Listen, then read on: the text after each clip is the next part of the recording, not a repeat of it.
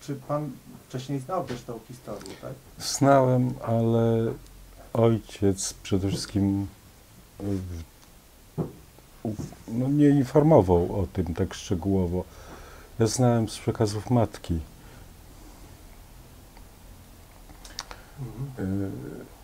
No dość dokładnie znałem, ale ani mama, ani ja nie mieliśmy żadnego pojęcia o tym, że ojciec robił te notatki w piwnicy. Co dziwniejsze, nawet mama, która zaczynała pisać taki pamiętnik, w tym samym czasie, też w trakcie ukrywania, nie bardzo pamiętała, że te swoje pamiętniki pisała. Te pamiętniki też się znalazły i matka mówiła, właściwie pisze tam na pierwszych kartkach, że zaczyna pisać, wyrywa te kartki, znowu zaczyna pisać, znowu wyrywa. I tych kartek raptem jest no, kilkanaście tylko w pamiętniku matki. I to była jakby taka równoległa relacja. Te fragmenty też się znalazły w książce Rewanż. Natomiast mama zupełnie nie miała pojęcia, musiała zapomnieć, no bo to się nie dało wtedy chyba nie zauważyć tego, że ojciec pisał i to bardzo skrupulatnie, czasami 2-3 notatki w ciągu dnia sporządzał. No z tego, co później słyszałem od różnych opinii, z różnych opinii redaktorów, że jest to o tyle cenna rzecz, że powstała, jak to oni określają, tu i teraz, w przeciwieństwie do większości relacji, które były zapisywane już po wojnie. Więc no, pewne drobiazgi mogły umykać, czy być oglądane z jakby nieco innej perspektywy. Natomiast te relacje są zapisane dokładnie tam w czasie, kiedy oni byli ukrywani, z tej perspektywy tego bunkra. No, historia zaczęła się w taki sposób niespodziewany dla mnie, bo ja się interesowałem swoim pochodzeniem, aczkolwiek nigdy takiego wielkiego nacisku rodziców na to nie było. Te sprawy były jawne, ale no nie powiem pomijane, bo na konkretne pytania matka udzielała mi odpowiedzi. Natomiast nie były jakby wypychane na pierwszy plan.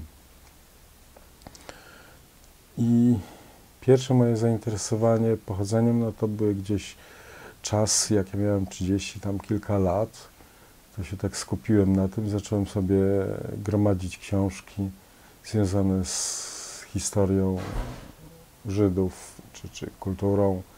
Tych książek już dość sporo uzbierałem. Natomiast pojawienie się tych pamiętników spowodowało, że no to wszystko nagle wypłynęło znowu taką wielką falą. A to się stało przypadkiem zupełnym, bo pan Filip Luft, który wtedy pracował jeszcze w Muzeum Historii Żydów Polskich, gdzieś natrafił na te notatki, na ślad o tym, bo to się okazało, że to przyszło z Muzeum Yad Vashem do Muzeum Historii Żydów w Warszawie. I on sobie zadał dość dużo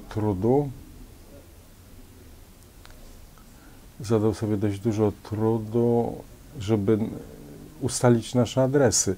No tak się jakoś szczęśliwie ułożyło, że ojciec tego Filipa Lufta, pan Krzysztof Luft, aktor, który grał kiedyś w liście Schindlera, był w swoim czasie rzecznikiem rządu i kolejną jego funkcją była praca gdzieś tam w komórce sejmowej, która się zajmowała, nie wiem, chyba był szefem biura prasowego, z tego co pamiętam. I właśnie przez te jakieś tam koligacje młody Luft gdzieś tam skojarzył fakty, że mój ojciec był w swoim czasie, tam w kadencji 58-61, posłem z ramienia Stronnictwa Demokratycznego, posłem do Sejmu i zaczęli po prostu grzebać w archiwach Sejmu. Dzięki temu udało im się ustalić adres jakiś do mnie. I któregoś dnia właśnie pan Filip Luf zadzwonił i zapytał, czy chciałbym te pamiętniki otrzymać, czy jestem zainteresowany. No wiadomo, że powiedziałem, że tak. Był to dla mnie ogromny szok, ogromne zaskoczenie, że coś takiego się pojawiło. No nie minęło tam 5 dni i te pamiętniki leżały na moim biurku. Był to taki spory plik, chyba blisko 500 stron A4. To nawet właściwie coś było więcej jak A4, bo to był taki już troszeczkę nietypowy rozmiar papieru, wydłużony o dobre 4-5 cm, co sprawiało kłopot później przy sporządzaniu kserokopii, dlatego że te fragmenty stron wychodziły poza obszar typowej kserokopiarki i część tych tekstów ktoś ręcznie dopisywał, to co się nie zmieściło na ekranie kserokopiarki. To spowodowało, że pewne rzeczy były mało czytelne. W ogóle te kopie były mało czytelne na niektórych stronach. Te literki tak uciekały, że były właściwie trudne do rozszyfrowania. Było to źle też skserowane, dlatego że ktoś kopiując nie zamknął klapy kserokopiarki tam w Izraelu i kserokopiarka widząc no, pustą przestrzeń dookoła kartki powodowała zafałszowanie kontrastu. No, dzięki pani profesor Bonnie Engelking, która ma rozległe znajomości, kontakty, pomogła dotrzeć do Yad Vashem, do tego pierwotnego źródła i udało się pozyskać powtórne kserokopie już lepszej jakości. Z tym, że też ten materiał no, generalnie nie był, ten wejściowy materiał nie był zbyt czytelny, dlatego że to był taki, kiedyś się robiło kopie na maszynie do pisania, to był tak zwany taki papier przebitkowy, no coś w rodzaju takiej brudno-białej bibułki i na tym maszynopis, który nie jest właściwie czarny, tak jak dzisiejszy druk komputerowy, tylko szary, no to sprawiało wrażenie, że to jest szare na szarym i dlatego te litery przy kolejnym kopiowaniu umykały. No niemniej jednak jakoś po pokonaniu tych zwykłych problemów technicznych udało się doczytać wszystkie linijki do końca.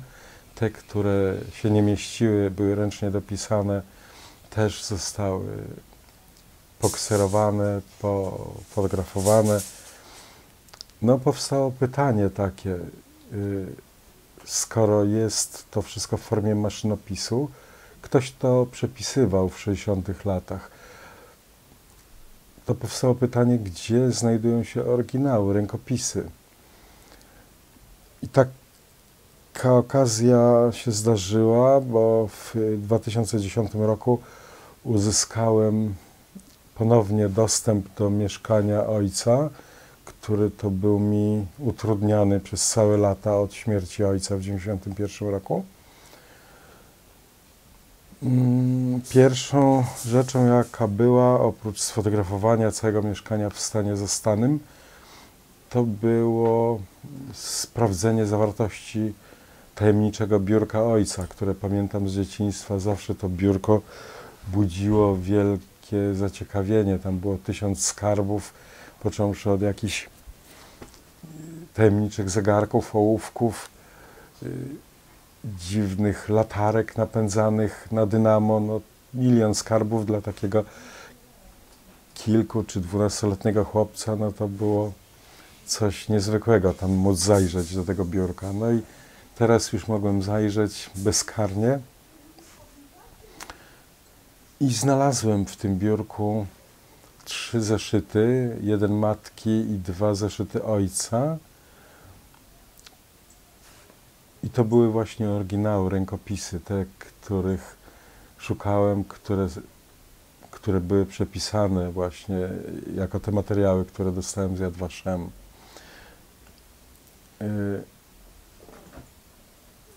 Brakowało jeszcze 1 czy 2 zeszytów i udało się namierzyć ten zeszyt u wdowy po bracie mojego ojca, czyli właściwie mojej cioci, której nigdy na oczy w życiu nie widziałem, bo ona emigrowała z Polski już w 1946 roku. Właściwie była już pod sam koniec uciekła na teren Niemiec i stamtąd, jak weszli Amerykanie do Heidelbergu, to z pomocą Amerykanów znalazła się w Stanach. Tam zrobiła karierę jako profesor socjologii.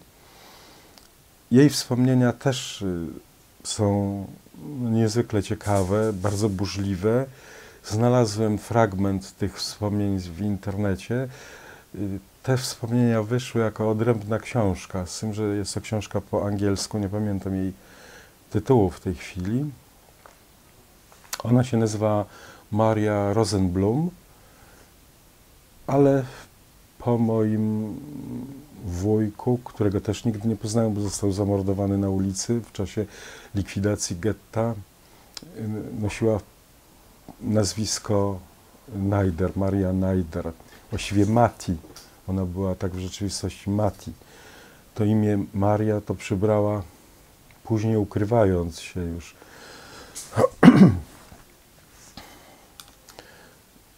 Tu może odejdę właśnie od wątku tych zeszytów ojca. Na chwilę opowiem o tej Marii.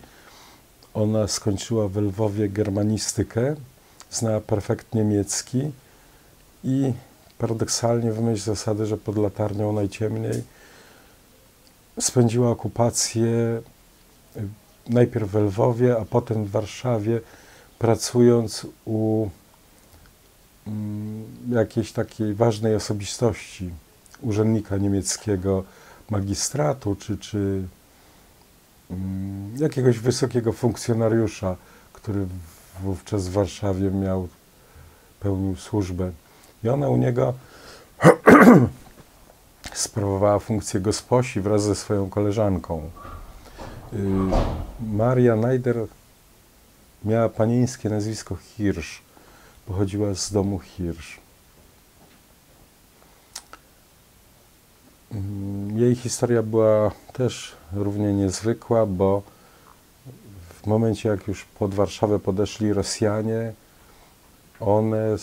ona z tą koleżanką próbowały się przedostać na prawy brzeg, na stronę rosyjską.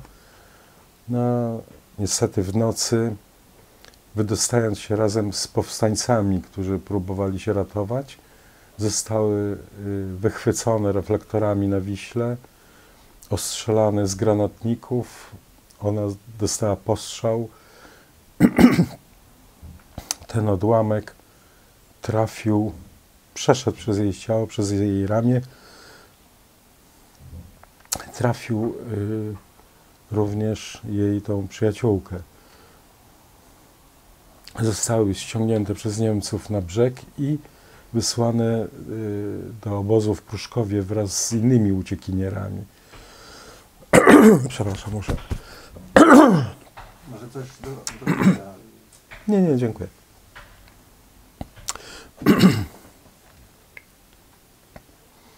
Tam, wiedząc, że jadą do obozu z uciekinierami, zostały właściwie rozpoznane przez współpasażerów pociągu jako Żydówki i wiedziały, że no to grozi denuncjacją ze strony tych pasażerów pociągu, czy no, jakimś zagrożeniem życia tam w tym obozie pruszkowskim.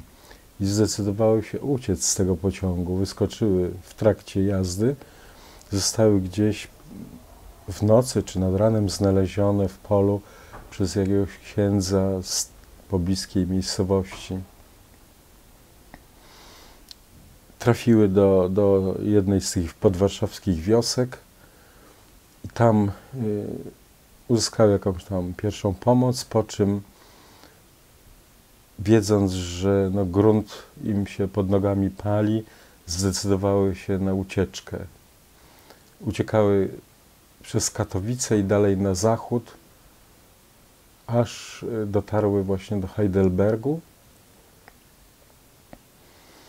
Jeszcze trwała wojna, jeszcze byli Niemcy i ona znów pełniła funkcję gosposi u niemieckiej rodziny, no, aż do momentu wkroczenia Amerykanów.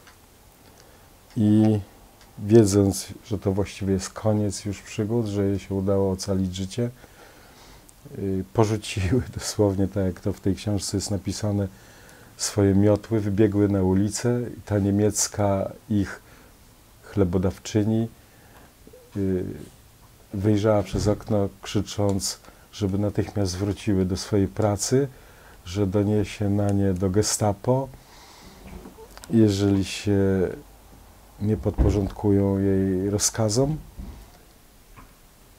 One na to odkrzyknęły już z ulicy, że pani czas się skończył, teraz się zaczął nasz czas. I tak jak mówię, potem się zameldowały, były świadkiem defilady amerykańskiej, tam spotkały jakiegoś kapelana amerykańskiego, który nie bardzo mógł się z nimi dogadać, bo ten z kolei nie znał żadnego języka niemieckiego, ale domyślił się, że to są Żydówki. Dał im kartkę, z którą się zgłosiły nazajutrz do komendantury amerykańskiej w mieście. No i w ten sposób znalazł się w Ameryce. I tak jak wspomniałem wcześniej, tam kontynuowała swoje studia, aż doszła do profesury. Była socjologiem. No, zmarła jakieś 1,5 roku temu. Byłem z nią w kontakcie mailowym i listownym i się okazało, że jeden z tych zeszytów ojca znalazł się u niej pośród jej dokumentów i ona jeszcze za życia wysłała mi ten zeszyt, przyszedł z Ameryki do mnie. No nadal jednak brakuje jeszcze jednego zeszytu, 5. bodajże. Z tym, że treść jego jest znana, dlatego że to są te rzeczy wszystkie zawarte w tych maszynopisach, które przyszły z Yad Vashem. Natomiast no, byłoby cenne i ciekawe mieć w ręku wszystkie oryginały, no ale jest ich większość. One są w tej chwili jeszcze w moim posiadaniu, ale zdecydowałem, że wszystkie te zeszyty, rękopisy oddam do Muzeum Historii Żydów Polskich w Warszawie, bo myślę, że to jest ich najlepsze miejsce. Czyli po pierwsze temat tych zeszytów nigdy się nie pojawiał, tak? Nigdy. I z tym wiąże się takie moje pytanie o tym, jak rodzice mówili o przeszłości, mówili też poniekąd z jednej strony, znaczy to jest pytanie, czy mówili o tym świecie takim utraconym, no koło myi, bo to też jest dla nas ten świat kresów, ale z drugiej strony na ile ważne było w opowieściach o przeszłości właśnie ten okres zawarty w tym dzienniku, tak? Okres okupacji, okres ukrywania się, na ile było to ważne w całej opowieści o tym, jak kiedyś życie wyglądało, czy jak się toczyły losy, czy to miało to było jakimś centralnym punktem, czy po prostu częścią? No, moja sytuacja była taka, że ja rozstałem się z ojcem, bo moi rodzice się rozwiedli, kiedy ja miałem 12 lat i wcześniej, no wiadomo, byłem za głupi, jeszcze za młody i to leżało poza sferą moich zainteresowań. Z ojcem o tych sprawach nigdy nie rozmawiałem. Potem, oczywiście miałem z ojcem kontakt, przyjeżdżałem na wakacje do ojca, no ale to nie było czasu, poza tym no, interesowałem się zupełnie czymś innym, nie będąc może świadomym tego do końca. Potem znów ja wyjechałem na 8 lat poza Polskę i w momencie, kiedy już się interesowałem tym, no to było utrudnione moją odległością. Bo ja mieszkałem w Wiedniu, no to nie były czasy takie jak dziś, że jest możliwość się kontaktować przez internet, są tańsze telefony. Wtedy kontakt to był związany z kosztami, a zawsze brakowało, jak to na emigracji, pieniędzy. I no, bywałem w Warszawie co pewien czas, ale nie rozmawiało się o tym. Jakieś te sprawy doczesne dominowały. Natomiast no, potem zmarł ojciec w 1991 roku, więc niestety ten rozdział został zamknięty i wiele rzeczy, które chciałem zapytać, to już zostaną bez odpowiedzi. No, tyle tylko, ile mi się samemu uda wyśledzić, a udało mi się dużo rzeczywiście ustalić, bo myślę, że wiem pewne rzeczy, których matka nie wiedziała. No wiem więcej na pewne tematy. Oczywiście nie wiem, tych rzeczy nie znam i nie poznam, które no, już rodzice zabrali ze sobą tą wiedzę. To tego się nie uda odtworzyć. Znaczy, bo mnie interesuje coś takiego, że jak pana rodzice de facto uporali się z taką, no nie oni jedni, ale z taką kompletną stratą, bo to była strata nie tylko całej rodziny, tak, no, związana z zagładą, ale no, też świata, no, świata Kołomyi po prostu, tak? Tak, no stracili wszystko, domy, przyjaciół, rodzinę.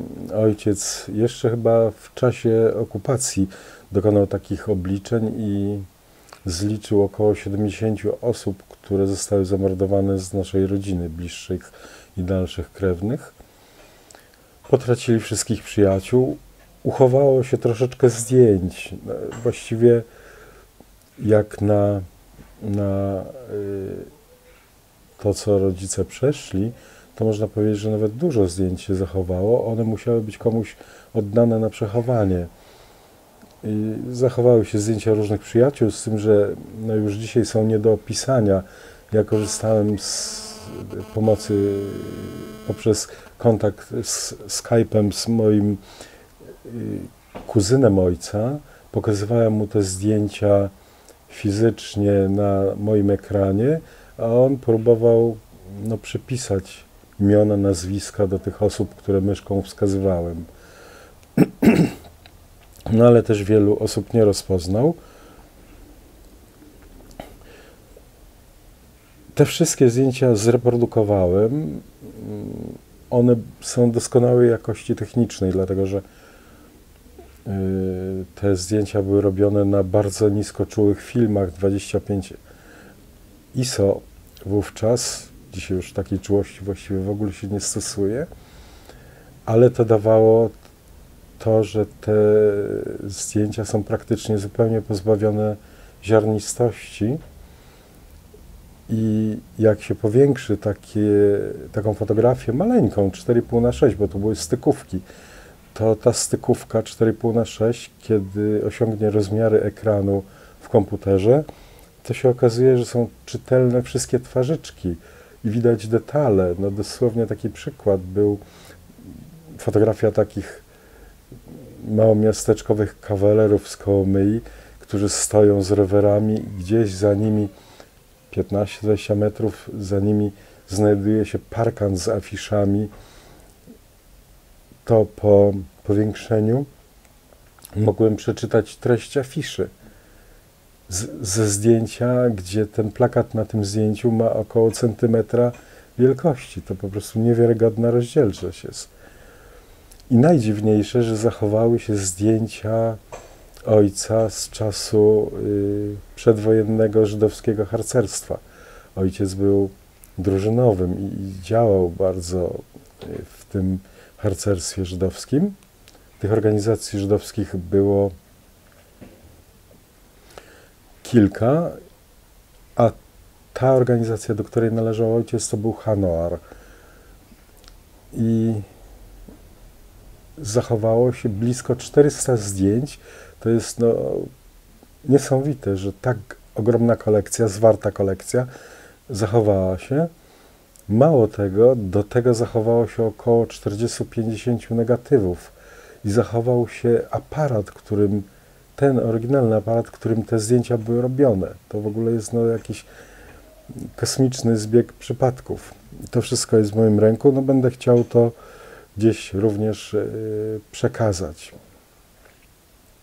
Te wszystkie zdjęcia zostały sfotografowane, zreprodukowane. Mam je w postaci cyfrowych plików. Niestety te setki ludzi, które są na tych zdjęciach widoczne, już dawno nie żyją. Zostali po prostu wszyscy wymordowani. Ale te zdjęcia pokazują wówczas wesołych ludzi na obozach. Są to takie zdjęcia prawie że reporterskie. Ojciec miał takie zacięcie do fotografii, zresztą nauczył nas fotografii właśnie ojciec, nie kto inny. I zdjęcia pokazują takie codzienne życie na obozach, stawianie namiotów, defilady harcerskie, apele, mycie garnków w rzece, ogniska, wędrówki, jazdy gdzieś tam leśną koleją na odkrytych wagonach, wędrówki z plecakami, zabawy czy grupowe zdjęcia całych drużyn. I tak jak wspomniałem, przy tej ogromnej rozdzielczości czasami na zdjęciu jest setka osób pokazana i można te osoby rozróżnić po powiększeniu, co jest zadziwiające.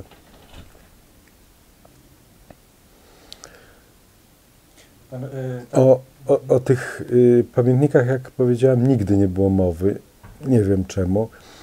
Tajemniczą rzeczą jest to, że trudno mi ustalić, czy to władza zmieniła nazwisko ojcu, czy ojciec co zmienił. Trudno do tego dojść, bo pozmieniał nazwiska, na przykład swoją mamę w dokumentach późniejszych figuruje jako nawet Antonina Orłowska, a rzeczywiste nazwisko było Adler, czyli Adler to jest rzeczywiście po niemiecku orzeł, natomiast spolszczył te nazwiska, spolszczył lub spolszczono mu nasze nazwisko Najder, które było wcześniej pisane z niemiecka przez EI. Czemu to zrobił, trudno powiedzieć. Być może też na to wpłynęło to, że to było niemiecko brzmiące nazwisko i ojciec w tym czasie już zamieszkiwał na Dolnym Śląsku, gdzie były bardzo silne takie naciski na Niemców przede wszystkim, więc może ojciec się bał, że niemiecko brzmiące nazwisko spowoduje też, że będzie zmuszony do wyjazdu. Może chciał zatrzeć te swoje żydowskie ślady. To znaczy mówi Pan o zmianie krótkiego na długie. Tak, i krótkie EI zamieniono na AJ. Ale wszystkie przedwojenne dokumenty były pisane w oryginalnej pisowni. Jak mówię, nie bardzo można dojść teraz, kto i dlaczego to zrobił. W żadnych notatkach nie ma żadnego wyjaśnienia, ani w tych rękopisach. Nic na ten temat nie jest. Taka sugestia w tych pamiętnikach, że ojciec chce jakby odciąć się od swojego pochodzenia po wojnie, że doszedł do wniosku, że to do niczego nie prowadzi dobrego i postanowił odgrywać rolę Polaka po wojnie. Wspomniałem, że ojciec był posłem do Sejmu z ramienia Stronnictwa Demokratycznego i był taki moment, zachowały się gdzieś fragmenty, dokumenty sądowe, pozwy, gdzie właśnie ojcu ktoś chciał dokuczyć z tytułu tego, z powodu tego, że miał pochodzenie takie, a nie inne. Także no to żydowstwo ojcu wyszło po raz drugi bokiem i zrezygnował z politycznych aspiracji, wycofał się po tej kadencji z posłowania, skoncentrował się na swoich zainteresowaniach, był bardzo aktywny w Polskim Towarzystwie Turystyczno-Krajoznawczym, był pilotem wycieczek grup zagranicznych, działał bardzo w Związku Filatelistów Polskich, działał w farmacji, przygotowywał się do doktoratu, którego no niestety nie napisał, ale już miał prawie że wszystko przygotowane. To miał być Z farmacji? Z farmacji, tak. Ojciec pracował w Polfie, w Zjednoczeniu Polfa. Był od czasu przedwojennego farmaceutą. To zresztą ten zawód odziedziczył po swoim ojcu, a moim dziadku, Wilhelmie Najderze. Ten właśnie miał swoją aptekę w Kołomyi. Ojciec nawet przed wojną, od 1936 roku, jak skończył studia, to pracował w aptece swojego dziadka. Zachowały się autentyczne, oryginalne poświadczenia pracy, ręcznie pisane z pieczątką mojego dziadka, z podpisem, że potwierdza się, że Marcelin Najder, jak to zostało ujęte, był zajętem, takie śmieszne słowo przedwojennie brzmiące, był zajętem, czyli innymi słowy mówiąc po dzisiejszemu, pracował w tej aptece. Także ojciec kontynuował rodzinny zawód. Zresztą brat ojca, ten zamordowany na ulicy przez Gestapo, też był farmaceutą. Właściwie te dwa zawody głównie występowały w naszej rodzinie. Ze strony mamy to byli prawie w większości prawnicy. Ojciec mamy miał kancelarię prawną, adwokacką w Kołomyi. Natomiast ze strony ojca to byli na ogół farmaceuci. Ja się śmieję, mam swoją własną teorię, że to, że jestem fotografem, mój brat zresztą też jest fotografem zawodowym, to ja to tłumaczę, że to jest nic innego jak kolejne wcielenie farmaceuty, dlatego że no, właśnie fotografię jako taką wynaleźli właśnie farmaceuci, Francuzi. I to wynikało z tego, że no właśnie farmaceuci mieli nieograniczony dostęp do odczynników chemicznych. Także no, może nie jestem farmaceutą, ale stałem się fotografem i to jeszcze w czasach tej fotografii klasycznej, kiedy się używało wagi i się mieszało te kąpiele samemu, co powiem szczerze, była ta wielka przyjemność. Bełtać te wszystkie receptury, mieszać, kręcić, ważyć. Także no, w jakiś sposób to kontynuuję. Natomiast co do mamy, to mama z rzadka wracała do tych tematów. Raczej unikała rozmowy na ten temat, twierdząc, że to są zbyt bolesne i trudne tematy dla niej.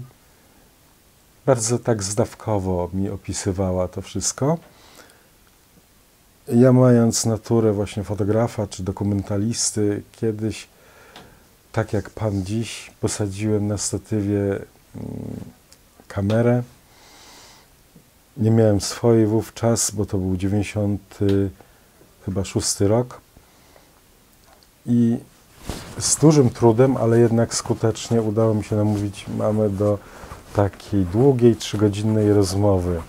I to mam nagrane, to nagranie udostępniłem też karcie, jest w archiwach karty, jest też w archiwach Muzeum Historii Żydów. Tam mama właśnie dość szczegółowo opowiada, otworzyła się i na moje pytania różne opowiadała dość długo. Podobną rozmowę udało mi się przeprowadzić jeszcze, póki żyła siostra mamy, czyli moja ciotka. Ta rozmowa jest krótsza, godzinna gdzieś. Też ją mam zapisaną. Z tym, że no, ciotka w inny sposób uchowała się w czasie okupacji. Oni uciekli z Kołomyi, z getta na teren Związku Radzieckiego ówczesnego i w Tadżykistanie pracowali w PGR-ze. Ciotka była księgową czy prawnikiem, jakąś taką funkcję pełniła i po wojnie wrócili do Polski, z tym, że z rodzicami się spotkali już na terenie Polski dopiero. Chociaż nie, przepraszam, ciotka wróciła jeszcze do Kołomyi, bo teraz mi się przypomniało, że mama poszła z nią na teren, w to miejsce, gdzie był ten bunkier, gdzie się ukrywali i ciotka po prostu nie chciała wierzyć, że to jest możliwe. Już nie było tej stodoły, była tylko dziura w ziemi, która prowadziła do tego tunelu, którym się wchodziło tym tajnym wejściem dalej do bunkra betonowego. I ciotka po prostu nie wierzyła własnym oczom, że to się wszystko wydarzyło. Także była w Kołomyi. Później wyjechali do Katowic i w 1957 roku opuścili Polskę, wyjechali do Izraela, gdzie właściwie do ostatnich swoich dni żyli, z tym, że wuj zmarł w Izraelu, natomiast ciocia moja została zabrana przez kuzynkę, która już w tym czasie w Niemczech mieszkała. I te ostatnie późne lata swoje spędziła przy kuzynce, przy swojej córce w Monachium, ale po śmierci kuzynka ją z powrotem zabrała do Izraela i tam została pochowana koło mojego wujka, także oni są w Izraelu oboje.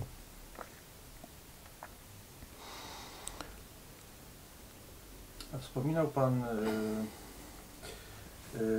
jak tutaj jechaliśmy, że jesteśmy w Szczecinie w miejscu z takim, powiedzmy, eufemistycznie o dziwnej tożsamości i Pan pojechał do Kołomyi, tak? Tak. Jakby, jakie w ogóle były Pana wrażenia, bo Pan się skonfrontował ze współczesnością, współczesnej ukraińskiej Kołomyi.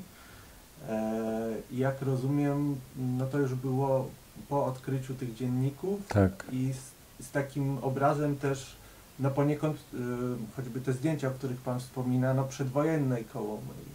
Jak Pan odebrał, jakie to w Panu emocje w ogóle? To była bardzo emocjonująca podróż. Udało mi się zabrać brata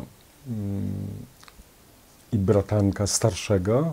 Młodszy nie mógł, bo gdzieś tam jego obowiązki związane z pracą, zresztą wszyscy są fotografami, obaj bratankowie również. To jest właśnie też ciekawe, że jak się wszyscy z tego powojennego pokolenia uczepili tego zawodu, to kontynuują. I pojechaliśmy jeszcze z moją sympatią w czwórkę. Bardzo się przygotowywałem do tej podróży. Porobiłem sobie wydruki z satelitarnych widoków Kołomyi, żeby móc się dokładnie poruszać. Wszedłem w posiadanie mapy przedwojennej Kołomyi i znałem na pamięć mapę powojenną, obecną. Część nazw ulic się nie pozmieniała, ale ja już tak długo ślęczałem nad tymi mapami, że znałem nazwy ulic przedwojenne i powojenne na pamięć. I poruszałem się po Kołomyi No dosłownie jakby to było moje miasto. I szedłem na oślep do wyznaczonego celu, bo miałem kartkę z wytyczonymi sobie zadaniami i właściwie się nie posługiwałem mapą, a jeżeli to z rzadka. I jak mówię, znałem obie nazwy ulic i znałem układ całego miasta, który no nie był zbyt skomplikowany. To jest miasto, które przed wojną liczyło bodajże 49 tysięcy mieszkańców, teraz ma około 70 tysięcy mieszkańców. No Kołomyja bardzo nas zachwyciła. W którym roku? Byliśmy w zeszłym roku, to był 2013, sierpień, byliśmy około 2 tygodni. No, kotki.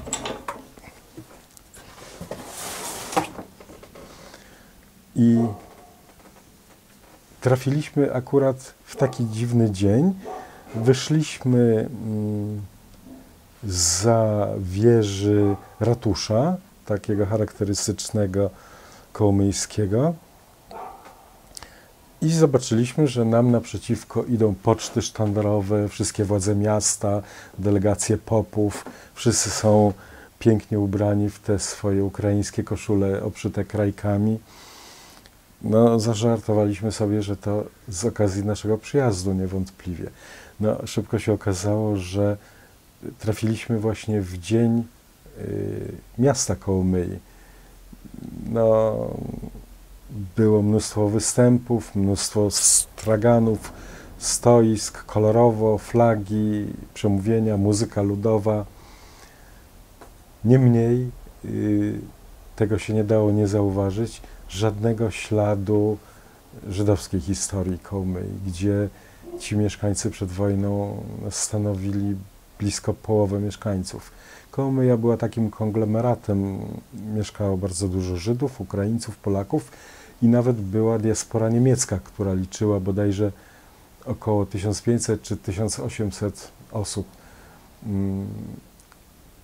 Mieli nawet swoją dzielnicę.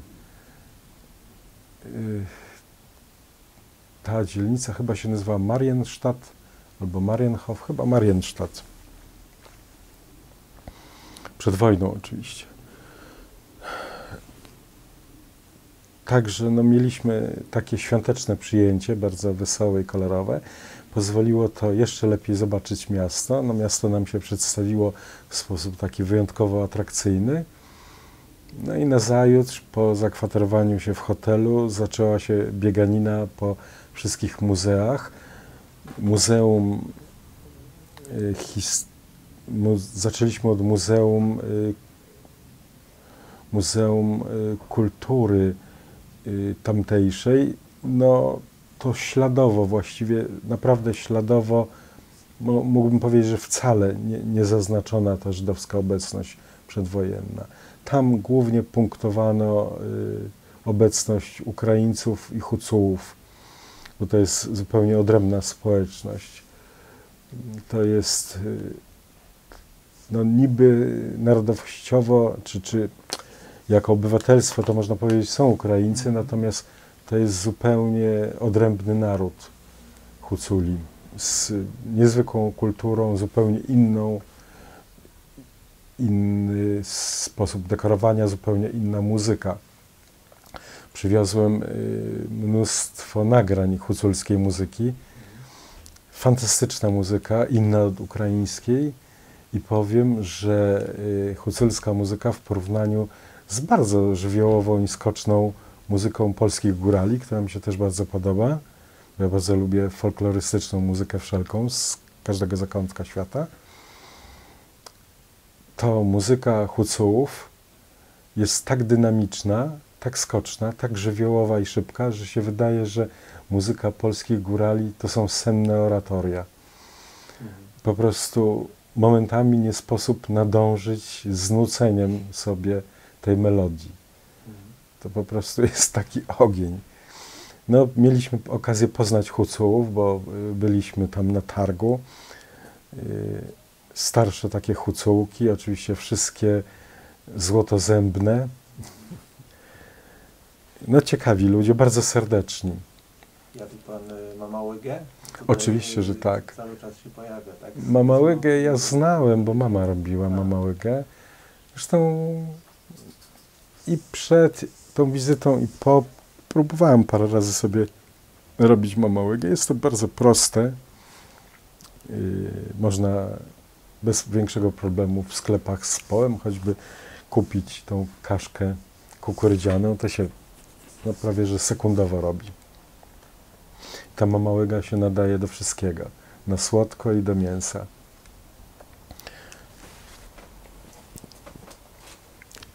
I potem byliśmy któregoś dnia w muzeum miasta. I tam dopiero było niesłychane odkrycie. Oczywiście też no, 70-80% zbiorów pokazuje wkład ukraiński w to miasto. Niemniej dużo jest historii polskiej i żydowskiej pokazane. Ponieważ tego było dużo, chyba z 500 takich plansz formatu 40×50, no nie sposób było czytać to wszystko po kolei. Wyszedłem z założenia, że no jako fotograf zrobię reprodukcję ze ścian wszystkich tych plansz jedna po drugiej, nie opuszczając żadnej, a potem będę czytał sobie na ekranie w komputerze już na spokojnie w domu. Tak też zrobiłem. Mój brat się już znudził i poszedł, powiedział, że będzie siedział gdzieś na piwie albo pójdzie do Muzeum Pisanek. Ja natomiast kontynuowałem reprodukowanie. Te panie, które pilnowały tego muzeum, w końcu pobiegły przerażone do dyrektorki muzeum, że jakiś szaleniec grasuje po muzeum, bo fotografuje po prostu wszystko jak leci, co tylko wisi na ścianach. No, to tak zaintrygowało dyrektorkę, że zeszła na dół, chcąc się dowiedzieć, co takiego dziwnego ma miejsce. Ja jej wytłumaczyłem, skąd przyjechaliśmy i po co przyjechaliśmy. Ona, jak usłyszała, tak się przejęła tą historią, że pobiegła gdzieś i z swoich tam zakamarków archiwów wykopała jeszcze jakieś istotne pamiątki, które nie były eksponowane. Dała nam to do wglądu. My oczywiście zreprodukowaliśmy to strona po stronie. A cóż to takiego było? To były doroczne sprawozdania gimnazjum imienia Jana Kazimierza i były wykazy uczniów od A do Z każdej klasy. I te wykazy były tak szczegółowo zrobione, że nawet opisywały takie zdarzenia, który uczeń odmroził sobie nogę podczas marszu do szkoły, a który uczeń został pobity, a który złamał sobie rękę. Bardzo szczegółowy obraz życia szkoły na przestrzeni roku. I w tej broszurce koloru takiego oliwkowo-zielonego, liczącej sobie no, lat 70 czy 80 już prawie, znalazłem wykazy wszystkich uczniów, a więc klasy ojca, brata mojego ojca, czyli wuja, ciotki klasę z wykazem wszystkich uczniów i przyjaciół ojca, którego to jednego miałem okazję jeszcze po wojnie poznać.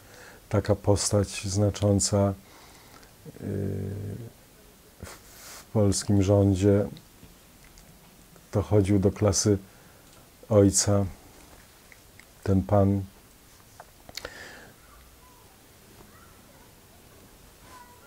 No, bardzo ciekawa broszurka i wędrując od planszy do planszy w pewnym momencie aż zakrzyknąłem, bo po prostu dowiedziałem się rzeczy, o których nigdy od ojca nie słyszałem.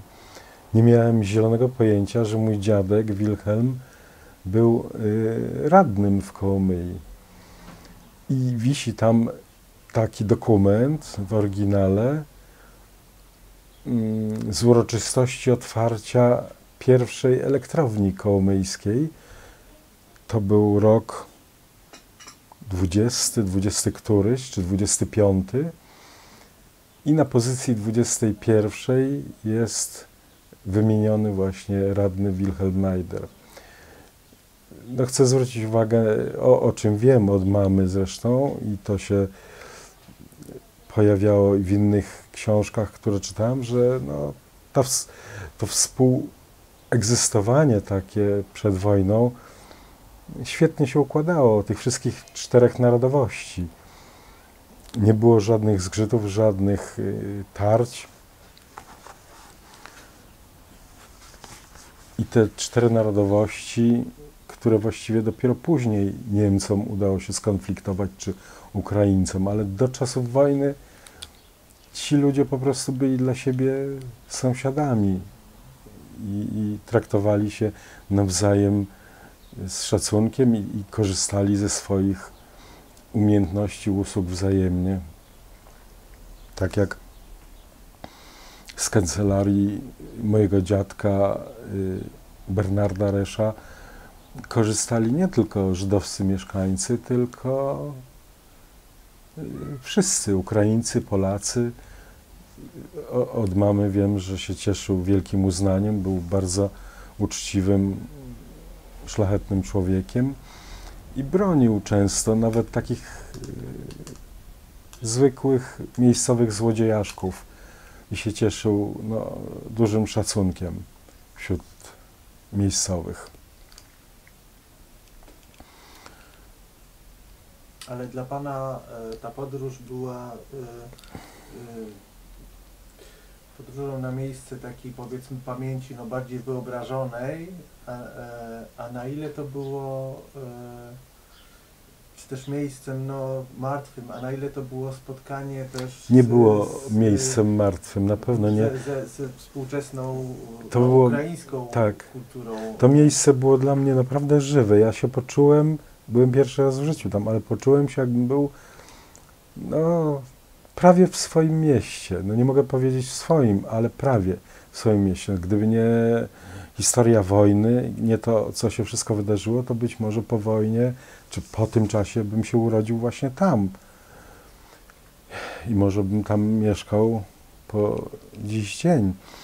Natomiast miałem poczucie, że to jest takie no, bardzo ważne jakby śledztwo.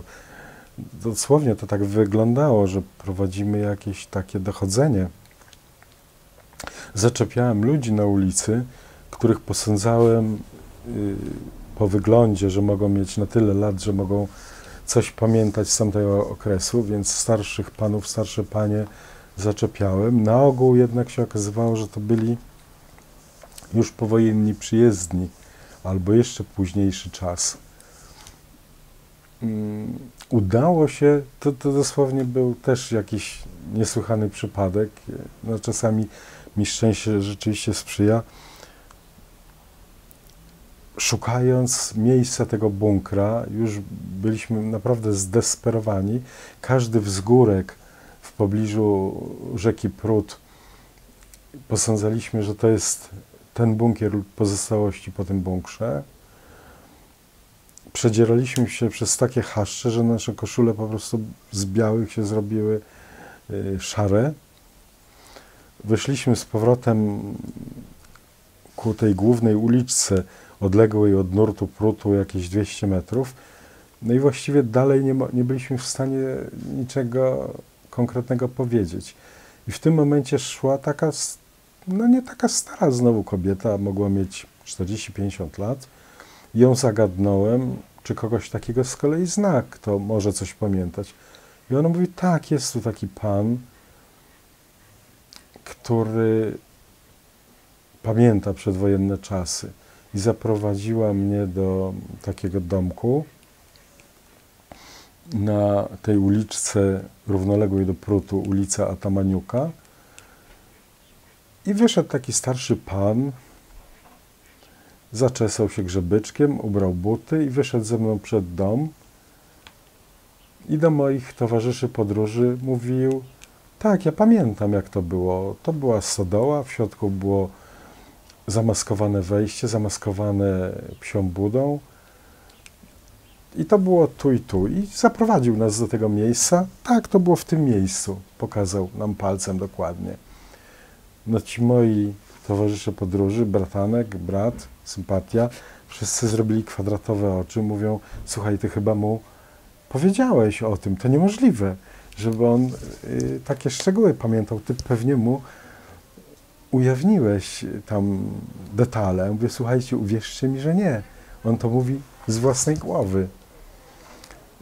Nas tak zatkało w tym momencie, że żadne z nas, chociaż było 4 fotografów i każdy z aparatem z funkcją filmowania, że nikt nie pomyślał o tym, żeby to sfilmować, tą jego wypowiedź. Myśmy zrobili zdjęcia tylko. Ale to było tak, że on skąd o tym wiedział? On o tym dowiedział się już po wojnie? Nie, on był naocznym świadkiem. Aha. To jest naoczny świadek, żyjący, pan Roman Mikietiuk, Ukrainiec. I Czyli on wiedział o tej wiedział, całej sprawie. on widział ten bunkier, on był z ojcem swoim, no oczywiście wielokroć starszym. Ten pan Mikietiuk miał wtedy jakieś 8-10 lat, kiedy to się działo. On jest naocznym świadkiem i co ciekawego powiedział, że oni wiedzieli o tym, że się tam Żydzi ukrywają, ale on i jego ojciec mieli tą świadomość, że nie wolno o tym nikomu mówić, bo no to by się skończyło wielką wsypą.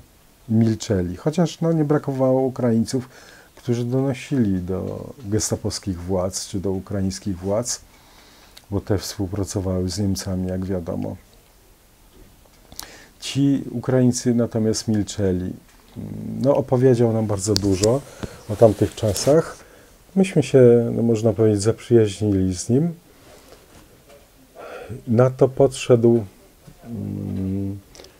taki pan, troszeczkę w młodszym wieku, przysłuchiwał się rozmowie i potem tego pana spotkaliśmy, będąc na piwie w sklepie, bo trzeba tutaj zwrócić uwagę, że na Ukrainie piwo beczkowe w sklepie też nalewają i stanęliśmy sobie przed sklepem z dobrym takim beczkowym piwem i od słowa do słowa i ten drugi z tych panów, który się tej rozmowie naszej przysłuchiwał, mówi, słuchajcie, jak chcecie, to was zapakuję do swojego auta i zawiozę was na Kirkut żydowski.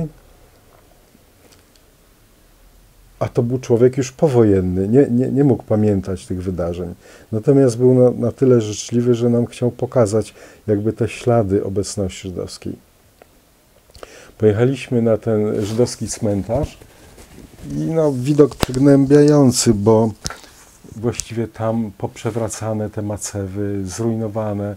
Z tym, że trzeba przyznać, że władze Kołomyi się zabrały za ten cmentarz, reperują ogrodzenie, zrobili ładną bramę, która już została po naszym wyjeździe ukończona, bo dopiero później znalazłem zdjęcia w internecie.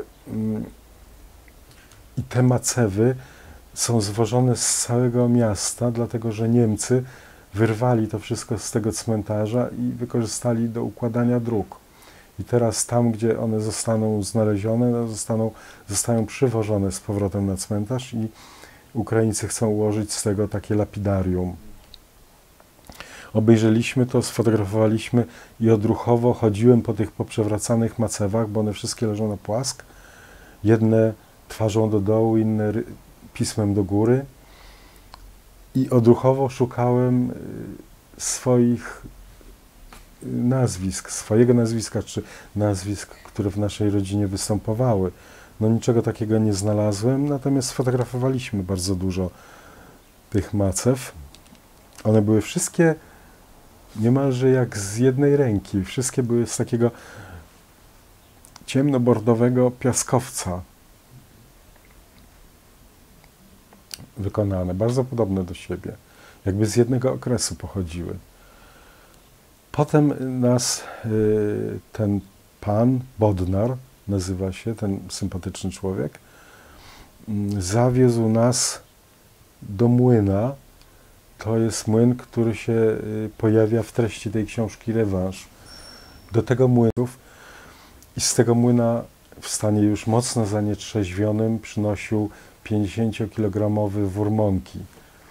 To pełen podziw dla Andrzeja Śliwiaka, dlatego że ten młyn odległy był od domu Śliwiaka i od tego bunkra o dobre 3 kilometry. Był w Wierbiążu, czyli na przeciwległym brzegu Prutu. My pojechaliśmy do tego młyna. Ten młyn istnieje. Pewnie już długo nie pożyje, bo jest już dość zrujnowany, ale można zajrzeć przez szpary w drzwiach, oknach, przez okienka. Widać to całe archaiczne wyposażenie. No, zrobiło to też na nas ogromne wrażenie, że mogliśmy dotknąć coś, co w tej książce występuje, coś, co ma bezpośredni związek z tymi wydarzeniami. I właśnie do tego młyna chodził Śliwiak i tak jak to w książce zostało określone, z młynarzem wąchali benzynę. Tak to się nazywało picie bimbru. No i potem ten Śliwiak maszerował z tym worem te 3 kilometry, także naprawdę nie lada wyczyn. No, to było też, pamiętać trzeba, przestępstwo. To nie był tylko wyczyn pod względem siły, ale wszystko, co się wymykało spod kontroli Niemcom, było właściwie karane śmiercią, więc niesienie wora mąki to ryzykował śmierć. Dokonanie nielegalnego uboju świniaka to było ryzyko śmierci. Nieoddanie nagana z 8 nabojami, który to oddał im tam do piwnicy, nieoddanie tego Niemcom, podobne ryzyko. Podobnie z radiem, które trzeba było oddać Niemcom, a to radio znalazło się w bunkrze, w piwnicy i do tego tak się odwróciła sytuacja, że Śliwiak, kiedy chciał dowiedzieć się, jaka jest sytuacja na froncie, jak daleko są Rosjanie, jak daleko Amerykanie czy Anglicy, to schodził do nich na serwis radiowy, schodził do nich do bunkra.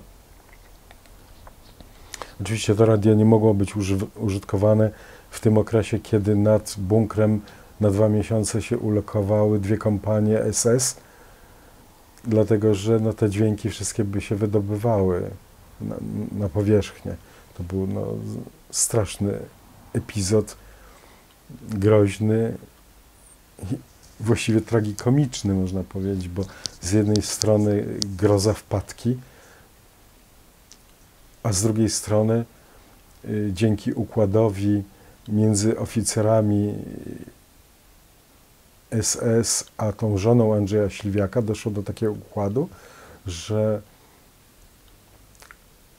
ona prała koszulę tym oficerom. W zamian za to Andrzej Śliwiak dostawał resztki jedzenia z obozowej kuchni i to wiadro zup obozowych spuszczał na sznurze w głąb tego szybu, do tego tunelu. Gdyby ci SS-mani wiedzieli, że nie tylko pilnują, ale i karmią 10 Żydów, to by po prostu nie uwierzyli w taki zbieg okoliczności. Więc to jest historia zupełnie jak z jakiegoś niesamowitego scenariusza, niesamowitego filmu. Trochę to przypomina te historie z tego filmu Agnieszki Holland, gdzie się akcja dzieje w kanałach, z tym, że tutaj się dzieje w bunkrze, nie w kanałach i nie 11 miesięcy jak w filmie W ciemności, a 18 miesięcy. O 7 miesięcy dłużej byli ukryci rodzice wraz z pozostałą 8.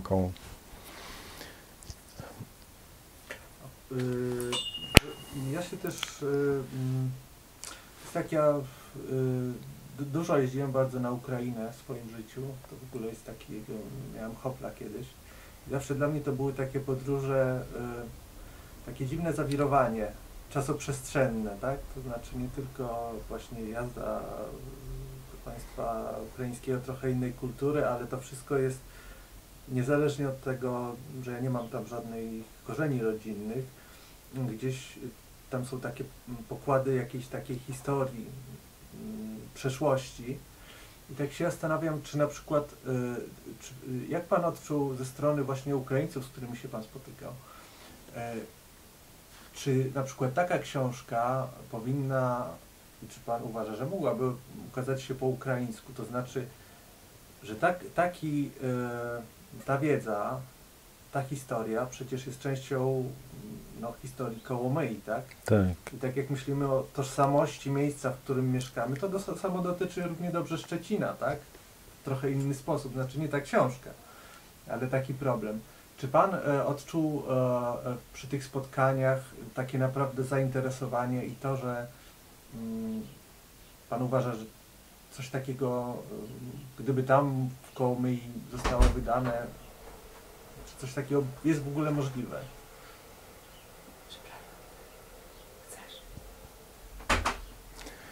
Myślę, że tak, dlatego że no z jednej strony zabieg ryzykowny, bo w tej książce ojciec dość, bardzo krytycznie się wypowiada o Ukraińcach. Można powiedzieć, nie zostawia na nich suchej nitki. Dziękuję. A z drugiej strony dosłownie nie dalej jak tydzień, półtorej tygodnia temu przyszedł do mnie mail od pani, która się zajmuje tłumaczeniami, ale biegle pisany po polsku, Ukrainka, list biegle pisany po polsku, dostała ten adres do mnie od pani redaktor Marty Janczewskiej, która na początku pracowała przy tej książce i właśnie się zwraca z pytaniem, że skoro jestem właścicielem tych praw autorskich do tej książki, czy zgodziłbym się na przetłumaczenie jej na język ukraiński. Z tego listu jeszcze nie wynika, czy to by się wiązało z wydaniem. Raczej chyba jeszcze nie. To bardziej byłaby jakby taka analiza naukowa może, bo ta pani wspomina, że jest tłumaczem niezależnym, ale z drugiej strony by to jakby byłby pierwszy krok do tego, żeby się ta książka ukazała na Ukrainie. Także muszę to przemyśleć, z bratem jeszcze omówić, co z tym zrobić, ewentualnie, może i wyrazimy zgodę, tyle, że tam to by było trzeba obwarować jakimiś umowami, żeby to się nie wymknęło spod kontroli. Podobnie może kiedyś się szczęśliwie ułoży i ta książka będzie przetłumaczona na niemiecki czy angielski, bo z tego, co fachowcy biegli w tym temacie i w takiej literaturze podkreślają, jest to rzadka bardzo pozycja pod kątem tego, że powstawała na bieżąco. Z tej całej literatury, która wychodziła, jakby takie rozliczenie z tym żydowską okupacją, z okupacją, która dotyczy środowiska żydowskiego i wymordowaniem całego społeczeństwa, to są tylko poza tą książką jeszcze jakaś tam pozycja była wymieniona, która powstawała jakby wówczas na bieżąco. Nie mówiąc o tych dziennikach Ringelbluma, które też były taką notatką z czasu, kiedy to się działo. No tak, ale bo jakby wydanie tego, to oczywiście po angielsku i tak dalej. Natomiast właśnie wydanie tego ja wiem, że to bardzo często jest sprawa abstrakcyjna bardzo, to znaczy wydanie tego dla lokalnej społeczności. Ukrainy. Tak. Myślę, że tak, bo nawet się zainteresowała tą książką właśnie ta pani dyrektor tego muzeum i też prosiła o przysłanie, tym bardziej, że ona, mimo że jest Ukrainką, to biegle czyta po polsku. Zresztą ja z nią po polsku rozmawiałem. Także tą książkę jestem jeszcze dłużny właśnie jej tam wysłać. No to jest taki problem, niestety jeszcze cały czas dosyć, że tak powiem, popularny. Ja mam związki z Tykocinem, to jest takie miasteczko koło Białegostoku i tam jest, tam kiedyś był kawał w ogóle gminy żydowskiej i to miasteczko jest oczywiście księga pamięci Żydów Tykocina, znaczy napisana w Izraelu już po wojnie i gdzieś tam zaczęliśmy bój o to, żeby to po prostu wydać po polsku, bo to jest o przedwojennej, tak, przedwojennym życiu społeczności żydowskiej. Nie ma lepszego źródła wiedzy, tak? Tylko że ta książka jest oczywiście po hebrajsku, tak? Bardzo często, tak jak to jest w Tykocinie, lokalna społeczność bynajmniej nie jest tym zainteresowana, właśnie między innymi dlatego, że tak zresztą jak tutaj w tych dziennikach pana ojca, no jednak tutaj ten koniec na przykład tej książki jest jednak dla Polaków dosyć gorzki, tak? I że po prostu, że dla Polaków też ta książka, ta w sensie Księga Pamięci Tykocina, no to jest trochę inny punkt widzenia jednak. A z drugiej strony to jest źródło wiedzy, tak? Nie ma nigdzie lepszego innego źródła wiedzy o życiu społeczności żydowskiej Tykocina przed wojną, tak? Tylko że właśnie te lokalne społeczności nie zawsze są tym zainteresowane tak naprawdę. Dlatego też tutaj w kontekście Kołomyi myślę, że to jest taka ciekawa rzecz. Wygląda, że tak. Jest w ogóle Żydów w Kołomyi, garsteczka już dosłownie. Ja, żeby wykonać misję już w 150%, nawet udałem się na sobotnią modlitwę do tamtejszej, jedynej już czynnej synagogi. Poznałem rabina, z tym, że to był rabin, mimo że jest starszym mocno panem, ale on nie jest przedwojennym rabinem z Kołomyi. Mam zdjęcia z tej synagogi, maleńki, taki skromniutki obiekt w maleńkim domku i tych osób było tyle, ile tam wymaga ten minyan. Natomiast od nich się dowiedziałem, że Żydów jest około 50 w całej Kołomyi, która liczy dzisiaj 70 000 ludzi, więc raptem 50 osób.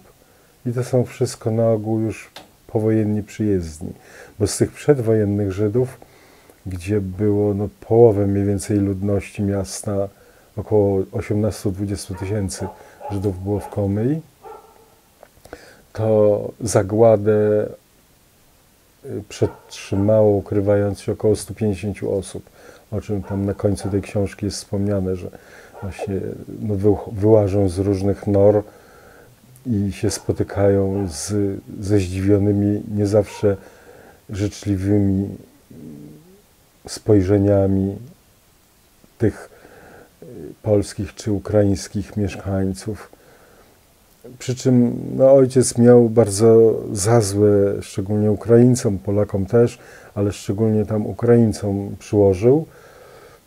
Natomiast potem nawet potrafił z Niemcami jakoś nawiązać wspólny język, dlatego że się tak ułożyło, że po tej repatriacji do Polski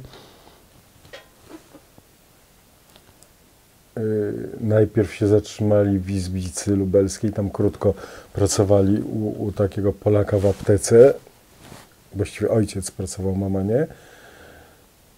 Potem krótki pobyt w Katowicach, gdzie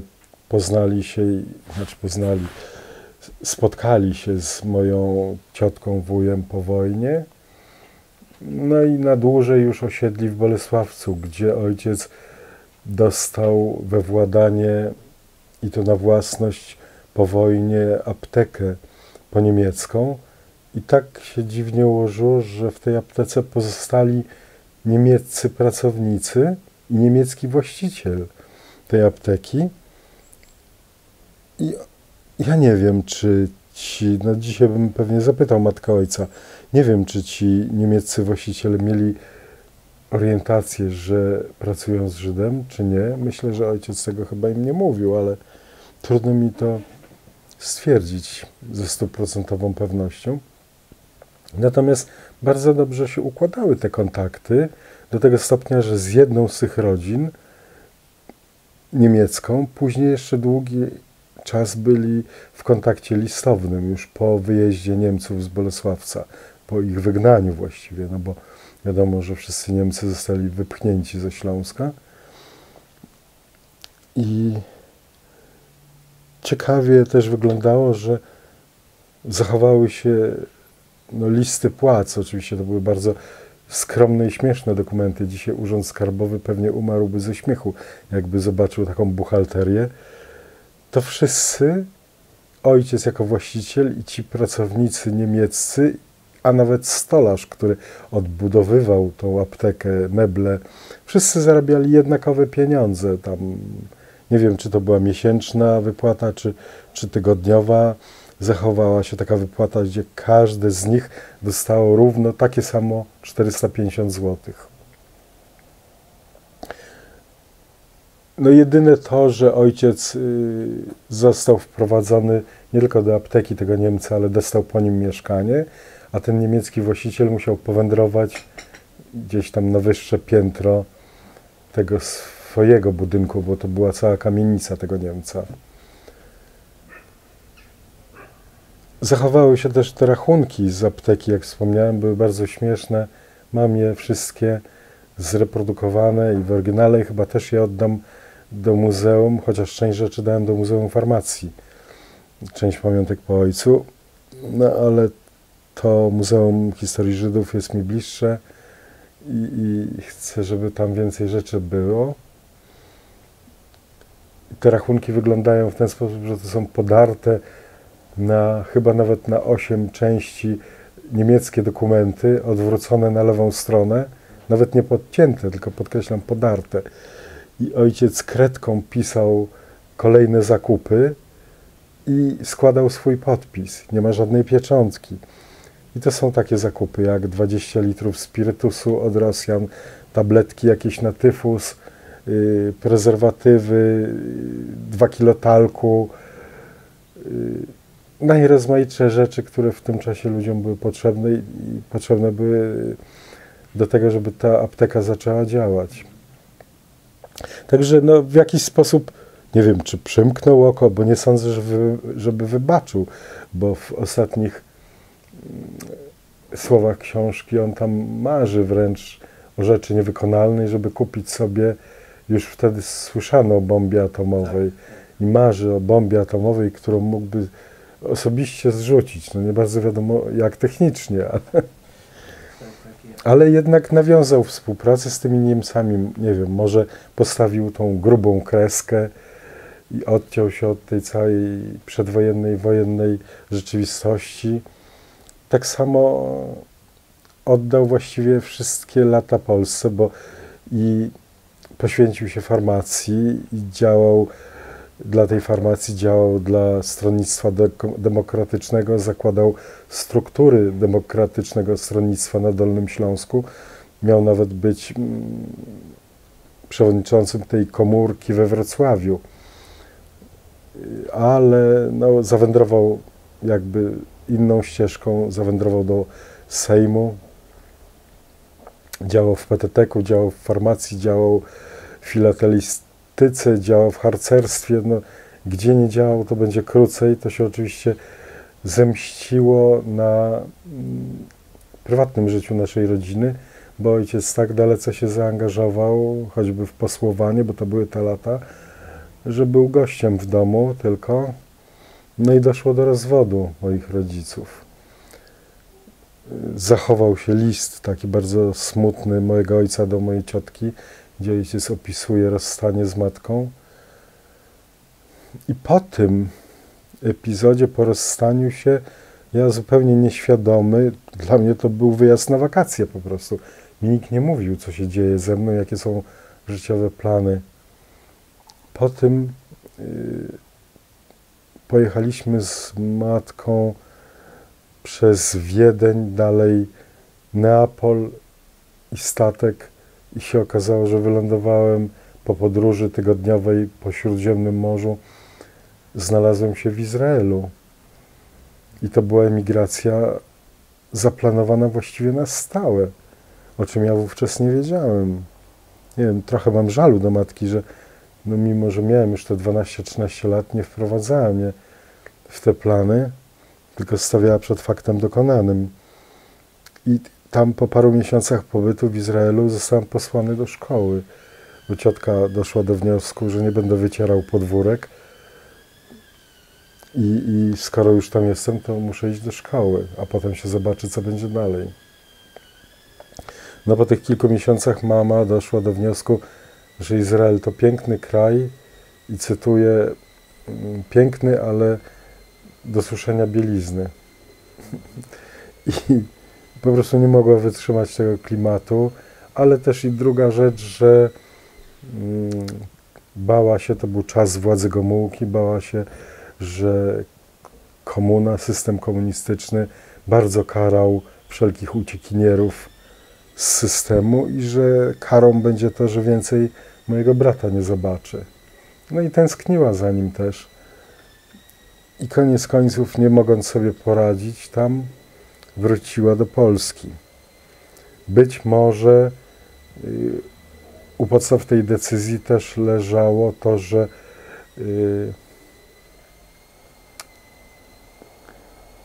chyba się pojawił ten trzeci i matka pewnie i tęskniła za tą swoją ówczesną sympatią. I tak się dziwnie właśnie stało, co by mogło potwierdzać tą hipotezę, bo wróciliśmy już nie do Warszawy, do mojego domu dzieciństwa, tylko przyjechaliśmy tu, do Szczecina, skąd gdzie w tej chwili rozmawiamy. I bardzo się zawiodłem, bo wysiadłem na dworcu i byłem przekonany, że nazajutrz będę mógł pójść nad morze i byłem przekonany, że przyjechałem do miasta nadmorskiego, a potem się niestety rozczarowałem, się okazało, że do morza jeszcze dalej 100 kilometrów jest. I ten Szczecin nigdy się nie związał ze mną, ani ja z nim. I zawsze myślałem o tym, jako nastolatek, żeby stąd wyjechać, zniknąć. Nie lubiłem tego miasta. Aż w końcu w 1986 roku rzeczywiście wyjechałem. Myślałem o Niemczech. Tym bardziej, że tam miałem tą właśnie kuzynkę, która doskonale funkcjonowała, bo miała swoją ogromną firmę i ta firma korzystała z reklamy fotograficznej, wydając mnóstwo folderów znakomitych. Zresztą zawsze z zachwytem je oglądałem i marzyłem, żeby móc dla nich pracować jako fotograf.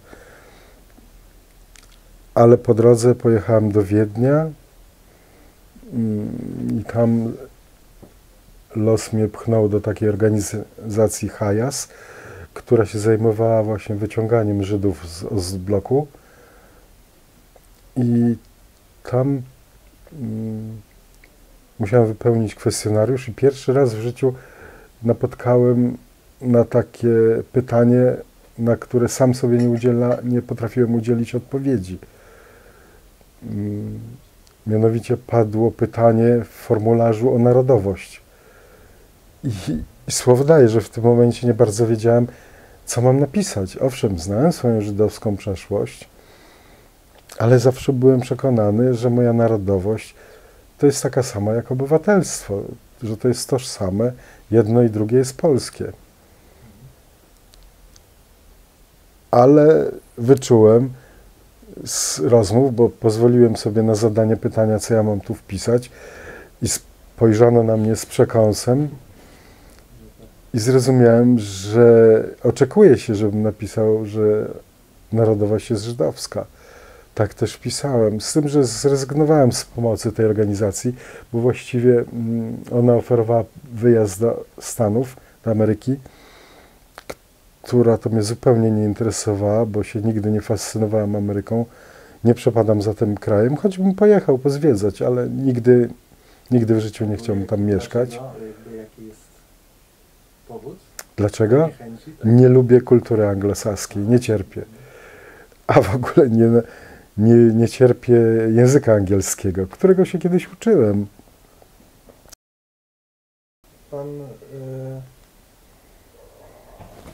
Pan znalazł się w Wiedniu, tak? Znalazłem się w Wiedniu i spróbowałem takiej drogi właśnie, że dotarłem do organizacji Hajas, która wyciągała Żydów z Ostbloku i tam, wypełniając formularz, napotkałem takie pytanie, na które no właściwie pierwszy raz w życiu nie potrafiłem wtedy odpowiedzieć. Mianowicie pytanie o narodowość. Zawsze myślałem, że to jest tożsame obywatelstwo polskie i narodowość polska. No, nigdy mi nikt na to nie zwrócił uwagi. Ani nawet w domu. Przepraszam, że przerywam właśnie z Pana doświadczenia, jak wcześniej, w czym się przejawiała Pana żydowskość, będąc w Polsce? No, zainteresowaniem, śledzeniem książek, zamiłowaniem do muzyki żydowskiej, którą zawsze zbierałem. No po prostu jakby szczególną sympatią do kultury żydowskiej. Znałem historię i się z tym utożsamiałem. Wiedziałem, że to jest w jakimś sensie moje, ale nie miałem takiego głębokiego zaangażowania i takiego głębokiego utożsamiania się, jakie dzisiaj mam. I w tym hajasie właśnie padło to pytanie, na moje wątpliwości spojrzano na mnie tam krzywym okiem. Zrozumiałem, że no muszę wpisać to, co jest oczekiwane, czyli narodowość żydowska. Ale nie skorzystałem z tego, z pomocy tej organizacji, dlatego że oni właściwie oferowali tylko wyjazd do Ameryki albo do Izraela i właściwie te dwie opcje nie bardzo mnie interesowały, bo Izrael, który no, kocham w jakiś sposób, ale jest to no, siedzenie na bombie, na tykającej bombie i ta trochę polityka nie do końca mi odpowiada. Nie do końca mi odpowiada to, że no jest to miejsce z punktu widzenia Europejczyka jednak nie do końca bezpieczne, chociaż na tyle, ile byłem w Izraelu, widzę, że ci ludzie chodzą uśmiechnięci, śpiewają, jadąc autem, w ogóle tej atmosfery, takiego zagrożenia nie odczuwają. No, trzeba być dla nich pełnym podziwu. Natomiast drugim miejscem proponowanym była Ameryka, która mnie zupełnie nie interesowała, bo mnie Stany nigdy nie interesowały i nie przepadam za kulturą anglosaską. Co się też odbija w tym, że muzyki słucham wyłącznie muzyki folkowej świata z różnych narodów, ale nie zbieram w ogóle muzyki angielskiej czy amerykańskiej. Mam bardzo dużo muzyki żydowskiej, bardzo dużo płyt, bardzo dużo ponagrywane. Interesuje mnie każda muzyka rosyjska, chińska, japońska, afrykańska. No, mam tego mnóstwo. Natomiast no, najbliżej mi do kultury tej żydowskiej oczywiście. Od kilku lat śledzę na bieżąco festiwal Warszawa Singera. Nawet 2 poprzednie lata siedziałem cały tydzień, dzień po dniu, co tylko można było, to oglądałem i słuchałem. Mam nawet pewne swoje projekty, które starałem się przedstawić szefowej Stowarzyszenia Shalom, pani Gołdzie Tencer, bo byłem na tej rozmowie z nią, zapoznałem z tymi kilkoma różnymi projektami, na ogół fotograficznymi, choć nie tylko. I parę rzeczy jej zainteresowanie wzbudziło i może no, dojdzie do tego, że to zrealizuje, aczkolwiek moje tam prywatne perypetie troszeczkę to odsunęły w czasie. A może Pan uchylić rąbkę tajemnicy? Jakiego charakteru to są projekty i czego mają dotyczyć? No, jednym z tych projektów jest to, co wcześniej mówiłem, ocalało blisko 400 zdjęć z przedwojennych obozów harcerstwa Hanaorczyków i to są tak doskonałej jakości zdjęcia, że ja chcę je powiększyć. Nawet zadeklarowałem, że to wszystko zrobię na własny koszt. I chciałbym je powiększyć i zrobić wystawę z tych zdjęć. Tym bardziej, że się zachowało około 50 negatywów, zachował się oryginalny aparat fotograficzny, którym to było robione.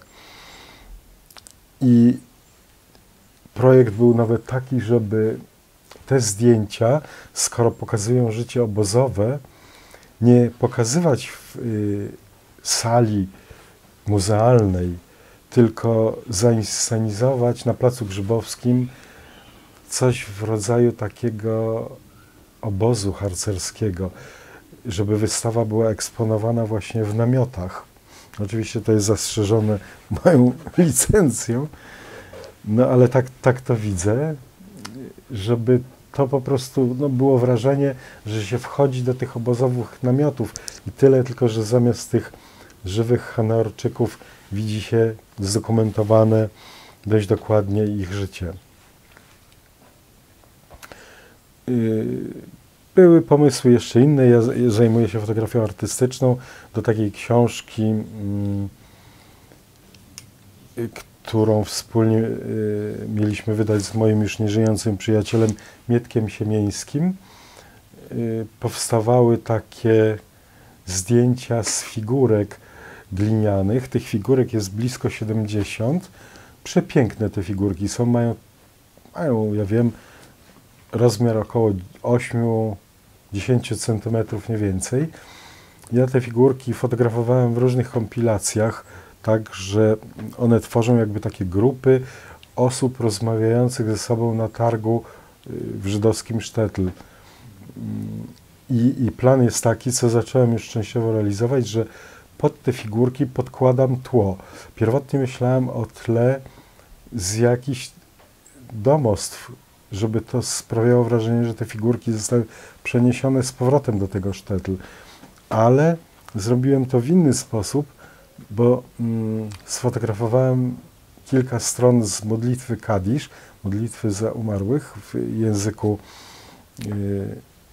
żydowskim i tymi stronami za pomocą Photoshopa zacząłem tak manewrować, że te płaskie kartki sfotografowane w fotografii zaczęły mi się uginać, wykrzywiać, tworzyć rulony i te grupy tych osób, tych figurek pokazujących jakby tych żywych ludzików zacząłem przepuszczać przez te jakby tunele utworzone z tej kartki, czy te osoby szły w takim kondukcie żałobnym z orkiestrą klezmerską na początku. I te zdjęcia pokazywałem już na 2 wystawach i zaskoczony sam byłem, że się bardzo ludziom spodobały i to ludziom spoza środowiska żydowskiego. I no, wygląda na to, że trzeba to kontynuować, ten wątek, i tych zdjęć no, docelowo powstanie kilkadziesiąt. W tej chwili tak finalnie jest do pokazania zdjęć około 10 czy 12, ale chcę ten ślad rozwijać i te figurki rozmawiające ze sobą w jakiś sposób o bardzo ciekawych twarzyczkach, bardzo starannie wypracowanych. Chcę rozwinąć tą opowieść o tym miasteczku. I tam są postacie różne. Są sprzedawcy kapeluszy. Jest taka postać kapelusznika, który ma na głowie chyba tych kapeluszy 10. Jest sprzedawca kozy, jest ostrzyciel noży, jest sprzedawca butów. No, te figurki żydowskie są znane, prawda? Ale one na ogół się koncentrują do figurki rabina albo klezmerów. Jest to taka sztampa się stała już pewna. Natomiast tutaj te figurki są bardzo świeże i pokazują postacie zupełnie nieznane. Różne rzemiosła, które już zaginęły, powroźników, czy jakichś stolarzy, no, wszystkie te zawody, które w małym miasteczku musiały funkcjonować. I takie jakieś grube baby cioteczki rozmawiające ze sobą. Te wszystkie figurki tam są i przez te zdjęcia można im nadać drugie życie. One przestaną być wtedy tylko maleńkimi figurkami glinianymi, tylko one otrzymają jakieś nowe życie. I w tym kierunku właśnie sobie będę dalej zmierzał. Także no to jest drugi z tych projektów pod kątem festiwalu Zingera. A jeszcze tylko zapytam, a te figurki to ktoś robi dla Pana na zamówienie? Nie, te figurki są własnością już nieżyjącego Mietka Siemieńskiego, też niezwykłej postaci. Z tego co pamiętam, to te figurki były zrobione przez takich artystów o nazwisku Zemer albo Zomer, chyba Zomer. Nie znam tych osób. Te figurki są w Warszawie do zobaczenia w oryginale, u mnie na zdjęciach, już w tych układach takich. A Mietek Siemiński też jest ciekawą postacią. Myśmy się poznali w szpitalu podczas moich niezliczonych przygód z chorobami. I tak siedział koło mnie taki starszy pan i tak z wyglądu go oceniłem, że wygląda mi na Żyda z pochodzenia. No, jakiś taki mam umiejętność taką, że rozpoznaję osoby o żydowskich cechach po wielkości płatków uszu, po specyficznej oprawie oczu. No coś takiego jest, że z dużym prawdopodobieństwem poznaję. I zagadnąłem go wprost, nie owijając w bawełnę, i on mi to samo odpowiedział. Mówi, wie pan, ja pana też podejrzewam, że pan jest pochodzenia żydowskiego. I się zgadaliśmy bardzo szybko, mimo że on no, dużo ode mnie starszy, o 20 parę lat starszy pan, już nie żyje, miał problemy z Parkinsonem. Bardzo ciekawy gość, ja polecam popenetrowanie jego archiwów, które w części są u niego w domu, u wdowy po nim, z którą mam kontakt, a część leży w telewizji polskiej. To jest autor około 230 filmów dokumentalnych i bardzo dużo właśnie kręcił na Ukrainie. Większość właśnie tych filmów dotyczy historii związanych z historią żydowstwa. Także to pana może... Jak się nazywa? Mietek Siemiński, Mieczysław Siemiński. Nie żyje już, ale film istnieje. Związał się z telewizją polską i dla nich zrobił właśnie około 230 takich ciekawych filmów, które w większości powstawały tam na wschodzie, ale nie tylko. Także warto zajrzeć do tych jego archiwów. Proszę mi powiedzieć, jeśli chodzi dokładnie o wydanie tej książki, tytuł, bo tutaj czytałem we wstępie Zbigniewa Gluzy, że pan miał trochę jakichś innych pomysłów, Trochę to mało powiedziane. Które nie zostały przez kartę jakby przyjęte z zadowoleniem, jak rozumiem. Tak, tak. Ja bardzo się z nimi ścinałem. To były chwile grozy i czasami mi... No niestety ta książka, niedobrze się stało, że przy tej książce pracowały w sumie 3 różne redaktorki. Ja to tak na chłopski rozum widziałem, że praca tej redaktorki to polegała na przystrzyżeniu tekstu oryginalnego i następna redaktorka, z tego co mi się wydaje, pracowała już na przystrzyżonym materiale. Czyli to tak jakby wpuścić kogoś z bogatą fryzurą do fryzjera. Jeden mu przystrzyże, drugi fryzjer mu przystrzyże, aż w końcu trzeci spowoduje, że ten ktoś wyjdzie łysy. I tak postrzegałem pracę przy tej książce. Ja się bardzo zacząłem buntować. Miałem pomysł na tytuł zupełnie inny. Przyszedł mi taki pomysł, ponieważ ci bohaterowie tej książki, ta 10 ukrywających się Żydów z 2 moich rodziców, spędzili ten czas pod ziemią, wychodzili włazem przez klapę w Psiej Włódzie, nie mieli tam światła, byli zalewani raz po raz wodą, bo prut, kiedy wzbierał, to ta woda przesiąkała przez grunt i było tam 20-30 cm, musieli się przenosić na górne prycze i nie brakowało nawet tlenu, ta świeca im gasła tam często z powodu braku powietrza. I tych analogii było tak dużo i to nie tylko ja wpadłem na to, oni sami dokładnie w tekście, nie wiem czy to jest w tej książce, czy w tej części, która została wykrojona, bo dużo rzeczy, dużo materiału niestety nie weszło do książki, nad czym ubolewam. Oni sami siebie porównywali do warunków w łodzi podwodnej. Bo rzeczywiście te sytuacje takie z tym jakby umownym wynurzaniem się na realny świat, było dużo tych sytuacji. To zasilanie w prąd gdzieś z zewnątrz, ten brak powietrza, no mnóstwo takich podobieństw. I siłą rzeczy mi się nasunął taki pomysł na tytuł, przeliczyłem to z grubsza na dni i tytuł zaproponowałem 520 dni podziemnej żeglugi. No taki pokrętny, no bo się nie da żeglować pod ziemią, wiadomo, ale te podobieństwa są do łodzi podwodnej. To taka no, podróż przez okupację, żegluga przez okupację jakby miałaby być. Mi się wydawał ten tytuł ciekawy, natomiast oni się bronili tym, że za długi, za bardzo się kojarzy z przygodową taką książką.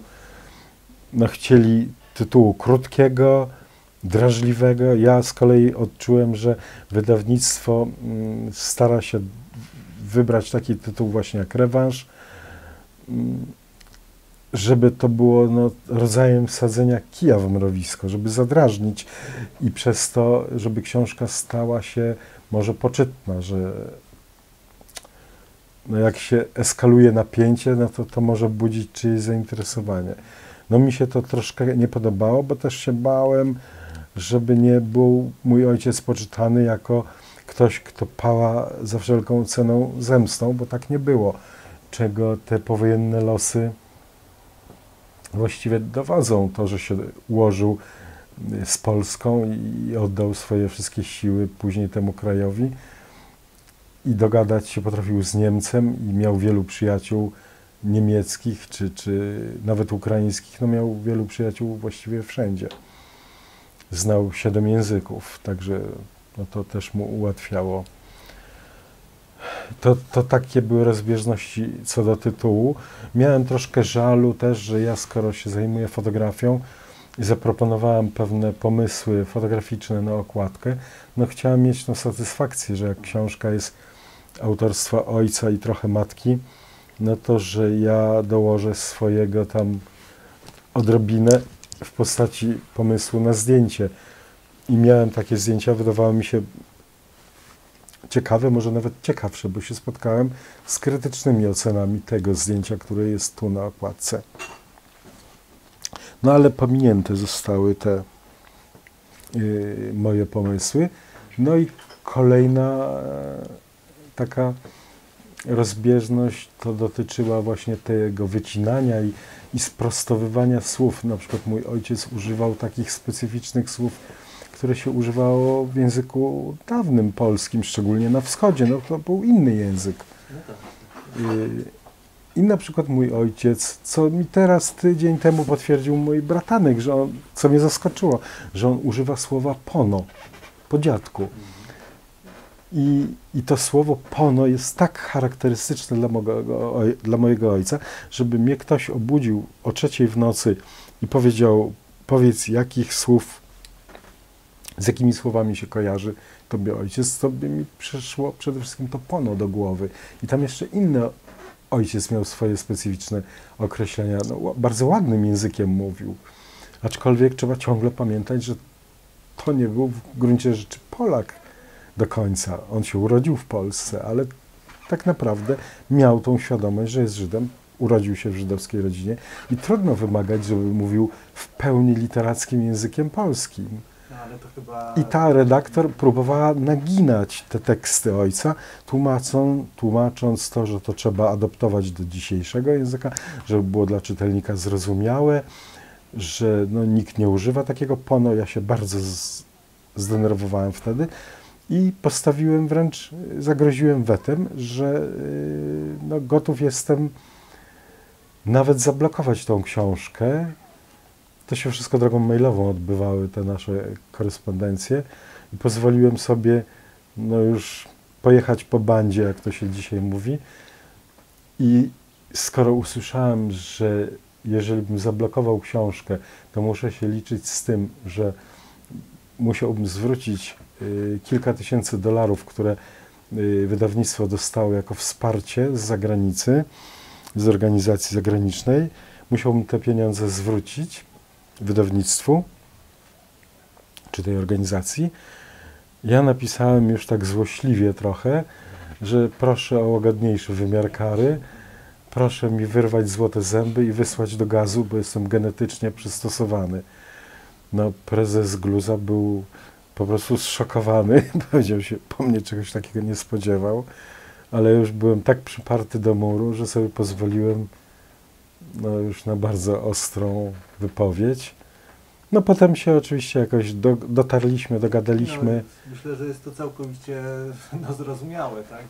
Przecież ze względu na sam obiekt zainteresowania, tak, pana stanowczość. No ja powiedziałem, że no, nie mogę ustąpić i zgodzić się na deformowanie rodzaju tej barwności języka ojca, bo to daje właśnie barwności. No to dawało ten ślad autentyzmu. Oczywiście. Znaczy to dla mnie to jest rzecz jakby oczywista. Tak, i to wie pan, nie tylko pan tak uważa. To samo mówiła profesor Bonnie Engelking, że takich rzeczy nawet, bo to jest właściwie już paradokument, że nie wolno zmieniać rzeczy, no już nawet niedopuszczalne byłyby tak daleko idące wycinanki, jak ja złośliwie je określałem. Usuwanie takich dużych fragmentów tekstu. Ja rozumiem, że tam, żeby pewną chronologię zachować, zostały przemieszczone pewne rzeczy z tyłu do przodu i na odwrót. Ale no, trudno było mi się pogodzić z usuwaniami, z usunięciem znacznych partii tekstu, czy ze zmianą sposobu wypowiedzi. Także co mogłem, to broniłem. Była to długa praca, już mnie w pewnym momencie znużyła. Potem się zaczęły moje inne tam perypetie, chorobowe i nie tylko, i no, zacząłem po prostu już troszeczkę odpuszczać. I kuzyn mojego ojca, też już pan taki 80-letni, z którym jestem w kontakcie stałym, i to takim bardzo stałym, że co parę dni czy co paręnaście dni przez Skype'a sobie rozmawiamy, choć on jest w Izraelu i mój brat. Wszyscy nalegali, daj spokój, no lepsze to, mniejsze zło, niech ta książka wyjdzie, ale wyjdzie. Że zablokowanie książki no, będzie większą szkodą, bo nie wiadomo, czy się znajdzie prędko jakiś inny wydawca. No ustąpiłem, no dzisiaj się cieszę, że ta książka wyszła rzeczywiście. Jest ogromna satysfakcja. Robiłem to z myślą o swoim synu. Jest tu dedykacja dla mojego syna.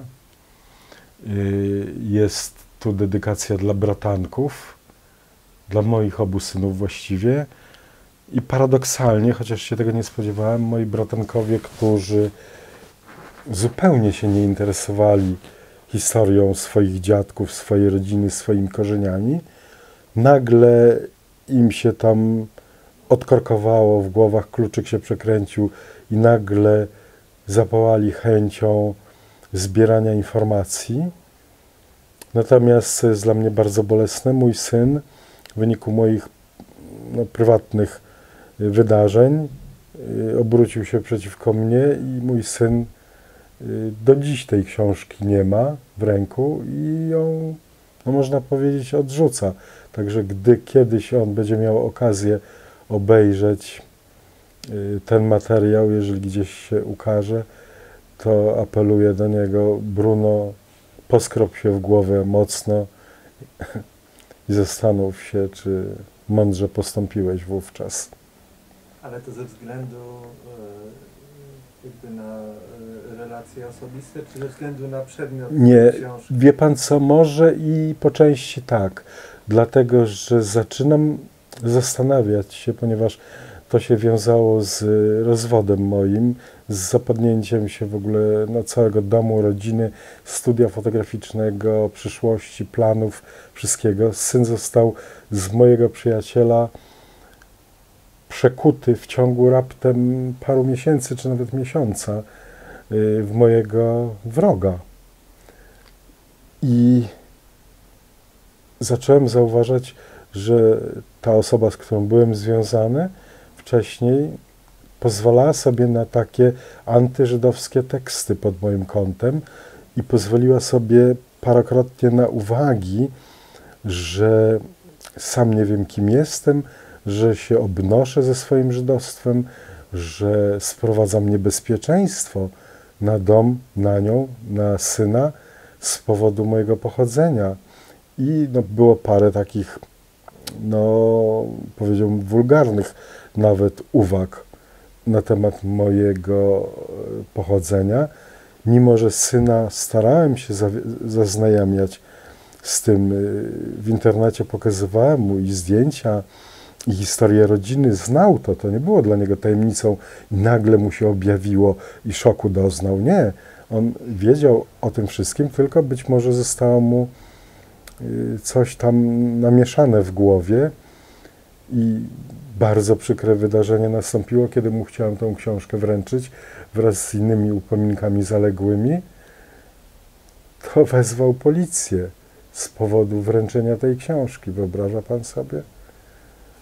I przyjechał policjant i kiedy tłumaczyłem, że to jest książka, która dotyczy historii rodziny mojego syna i chcę mu to przekazać, bo to jest dla niego bardzo ważne, to policjant był na tyle bezczelny, że mi oznajmił, że jego nie obchodzi, z czym przychodzę. To nie ma dla niego znaczenia, czy książka, czy nie książka. Mam nie kontaktować się z synem, bo on sobie tego nie życzy i koniec. To właśnie... Bardzo przykre to dla mnie. I wszyscy, którzy mieli dostać tą książkę, dostali. Natomiast ten numer 1, który miał tą książkę dostać, nie ma jej do dziś. Nie chce jej mieć.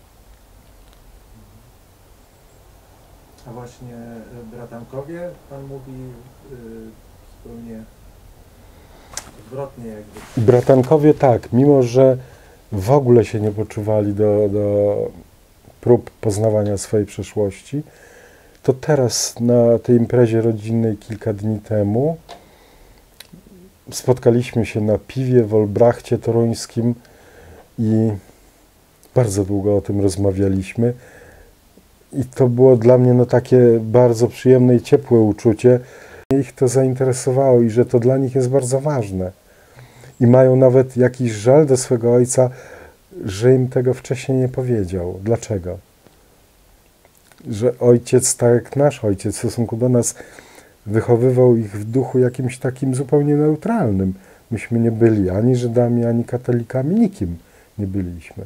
W naszym domu, to mówię z moimi rodzicami, były obecne te wszystkie normalne święta, które się stały nie katolickimi, tylko zwykłymi świętami europejskimi, tak jak Boże Narodzenie, Wielkanoc, była choinka, ale to było właśnie takie wtapianie się w otoczenie, nie wiem. Matka nie opowiadała o tych historiach rodzinnych, raczej tylko wtedy, kiedy była wyraźnie o to zapytana i to mówiła z niechęcią, ale też i z takim rozrzewnieniem. No, potem często płakała, tłumaczyła, że to są dla niej zbyt głębokie przeżycia, że no, nie może rozdrapywać jakby tych ran. Czasami o pewnych rzeczach mówiła z dumą. To jest nagrane na tej płycie, jak opowiadała o tym, że kiedyś w obronie swojego ojca, to już było w czasie okupacji sowieckiej w Kołomyi, jakaś tam urzędniczka, która pracowała na rzecz Sowietów, obraziła ojca, a więc mojego dziadka, i matka ją uderzyła w twarz i potem coś jeszcze takiego ostrego powiedziała temu sowieckiemu urzędnikowi, który tam przesłuchanie przeprowadzał. I później no to ze śmiechem opowiadała, że jaką miała taką satysfakcję takiej małej prywatnej zemsty na Sowietach, ale się dziwiła później sama, że za te wykroczenia, że nie poniosła większych konsekwencji, że nie została gdzieś tam wsadzona do więzienia, chociaż spędziła w areszcie 2 dni, ale w końcu tam ją ktoś wydobył. Niemniej Sowieci, jak weszli do Kołomyi, to pozbawili rodziców całego majątku, wszystko wynieśli z domu babci i dziadka ze strony mamy, natomiast Niemcy ograbili dom dziadków ze strony ojca. Także oba reżimy ogołociły nasze domostwa do cna, ale domy, jak się okazuje, zostały, bo teraz jak byliśmy w Kołomyi, to dom dziadka Wilhelma stoi, jest pięknie odremontowany. W ogóle cała Kołomyja, centrum przynajmniej, jest pięknie odremontowana i nawet robi fajniejsze i ładniejsze wrażenie od Lwowa. to w centrum gdzieś? Tak, ten dom dziadka jest przy głównym placu kołomyjskim. To był wówczas plac Piłsudskiego. I dosłownie jedną pierzeją się opiera o sam plac. Na dole, tam gdzie kiedyś była apteka, no to jest teraz duży sklep spożywczy, który przechodzi jakby z budynku do budynku. Myśmy to wszystko obfotografowali dokładnie. Jest ten dom ładnie, w dobrym stanie. Jest tak samo dom mamy. I ten dom no już nie należy tak jak wówczas do jednej rodziny, tylko do 5 rodzin. Byliśmy w tym domu dwukrotnie. Raz nikogo nie spotkaliśmy, były wszystkie mieszkania zamknięte. Ale bardzo chciałem wejść do mieszkania rodziców, mamy, rodziców. I któregoś dnia po południu chyba przyszliśmy, widzieliśmy, że się świeci światło, zapukaliśmy, no nie miał większych obaw. Ten młody taki człowiek tam mieszkał, przebudowuje właśnie to mieszkanie. I na tarasie tego domu, właściwie na takiej werandzie, trudno powiedzieć, że taras, weranda, ze schodkami na dół do ogrodu dawnego, którego już nie ma, stoją drzwi z salonu tego dużego i te drzwi są na zdjęciu i mam pewien projekt też taki artystyczny do tych drzwi odnoszący się i chcę te drzwi ściągnąć. My byliśmy wtedy, auto zostawiliśmy w Przemyślu i dalej pojechaliśmy pociągiem i autobusami. Gdybyśmy byli autem, to pewnie bym te drzwi przywiózł już wtedy. I mam w albumach zdjęcia mojej mamy i ciotki właśnie przy tych drzwiach stojące. Dokładnie poznałem te drzwi. Każdy detal w tych drzwiach jest ten sam. I te drzwi stoją na tarasie. Prosiłem tego pana później mailem, żeby je zabrał z tarasu, z tej werandki i zaniósł na strych, żeby nie niszczały, bo będę chciał je zabrać. Przypuszczam, że służby celne się mocno zdziwią, jak będę jechał ze starymi drzwiami z Ukrainy. No to trzeba chyba załatwiać też jakieś dokumenty, tak? Bo to już jest zabytek chyba. Znaczy na pewno. No, tak łatwo to może tak trzeba, być. Trzeba to jakoś. A coś jeszcze zostało w tym domu? No, wnętrze zostało przebudowane, natomiast zostały wszystkie te dekoracje klatki schodowej, cały układ klatki schodowej, bo mam zdjęcia przedwojenne i porównywałem. Wyszliśmy na balkon, bo tam był taki malutki balkonik jak pół tego tarasu i miał kute, zdobione takie kute, taką balustradkę dookoła i na tej balustradzie były takie kute metalowe kwiatuszki i te kwiatuszki poznikały. Z tym, że no nie poznikały, że tak powiem, z tej przyczyny, że ktoś chciał je zabrać, ukraść, zniszczyć, tylko po prostu zjadła je rdza. I porównywałem zdjęcia przedwojenne, bo są zdjęcia, gdzie ciotka stoi na tym balkonie. No to było magiczne w ogóle uczucie, gdzie widać w powiększeniu w komputerze oba te zdjęcia współczesne, mnie na tym balkonie i tamto z lat 20. na tym balkonie i te same ozdoby są, te same. Tyle, że dziś bardziej zardzewiałe. I co ciekawe, w tle widać inny dom, taki z lat 20., 30., takie na tamte czasy modernistyczne budownictwo. I ten dom stoi do dziś. I widać go na tych zdjęciach dzisiejszych i tamtejszych.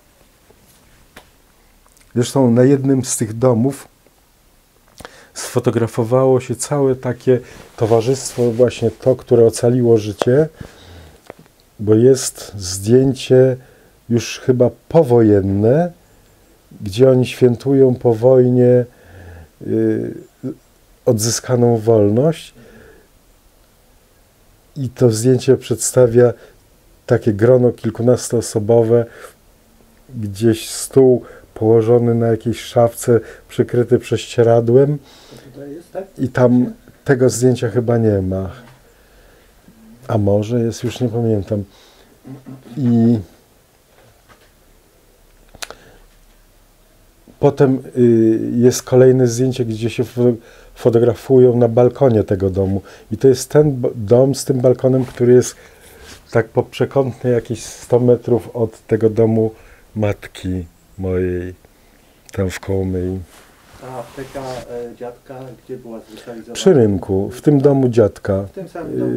Znaczy tam Cała część, to był taki dom, nie pamiętam czy jednopiętrowy, czy dwupiętrowy, chyba I góra, i dół to należały właściwie nie tyle do dziadka, co do jego małżonki, do tej Antoniny Adler. Ona to wniosła w posagu. I no apteki już nie ma, tam jest, jak mówiłem, sklep spożywczy. A dom mamy był nie tak daleko, no może 5 minut marszu od rynku, 2 takimi mniejszymi uliczkami, ale też w centrum jakby Kołomyi.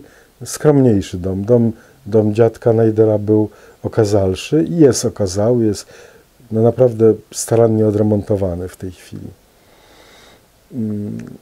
A czy w Kołomyi jest na przykład, czy w tym Muzeum Miejskim jest jakaś informacja o getcie, o granicach getta, coś takiego w ogóle w przestrzeni miasta jest? Tak? Są. Ja to też sfotografowałem i mam, nie pamiętam skąd uzyskałem te zdjęcia właśnie planów getta, bo w Kołomyi, mimo że to była maleńka mieścina, to były 3 getta, podzielono. Getto kołomyjskie podzielono na 3 obszary, które konsekwentnie potem likwidowano. I rodzice, no, zepchnięci na koniec do tego getta chyba 3,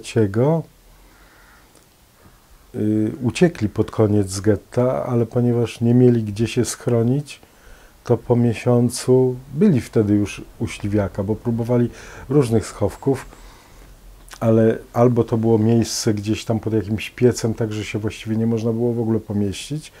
Potem trafili właśnie do Śliwiaka, ale Śliwiakowa miała ciągłe obiekcje, bo mama była jedyną kobietą w tym gronie. Było 9 mężczyzn, no właściwie 8 wtedy, bo dopiero ten chłopiec mający 10 lat przyszedł kilka miesięcy pod koniec, przed końcem wojny.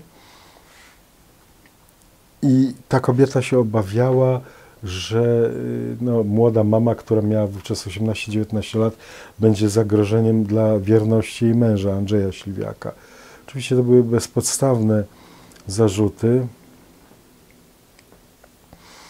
Tak, tu się pojawia coś takiego, wątek zazdrości. Tak, Śliwiak, no, któregoś dnia się bardzo zdenerwował i z tego, co jak to mama mi powiedziała, wsadził na głowę tej swojej żonie krzesło takie z trzcinowym takim siedziskiem, bo ona już w desperacji, a to była Ukrainka, tutaj trzeba zaznaczyć, w tej desperacji, a może ze strachu, już była bliska tego, żeby zakończyć to wszystko i donieść do Gestapo, przy czym no, by właściwie prawdopodobnie sprowadziła śmierć i na Śliwiaka, i na siebie również, znając metody stosowane przez Niemców w tym czasie, przez Gestapo.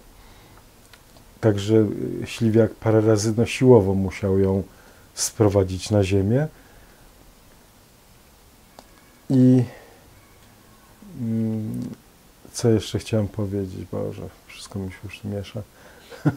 A jeszcze, aha właśnie, bo ja też chciałem jeszcze zapytać a propos tych, bo te dzienniki czyta się moim zdaniem znaczy bardzo, bardzo dobrze w ogóle i pod względem powiedzmy literackim. Może rzeczywiście język jest tu nie wiem na ile uproszczony, ale takie jest moje doświadczenie, zawsze przepisywać tak naprawdę słowo w słowo, jak to mówi, chociaż oczywiście nie zawsze to się wszędzie nadaje, ale tutaj na przykład zostały wycięte pewne fragmenty, które może nadawały większą monotonność temu, bo tak tutaj twierdziła ta redaktor.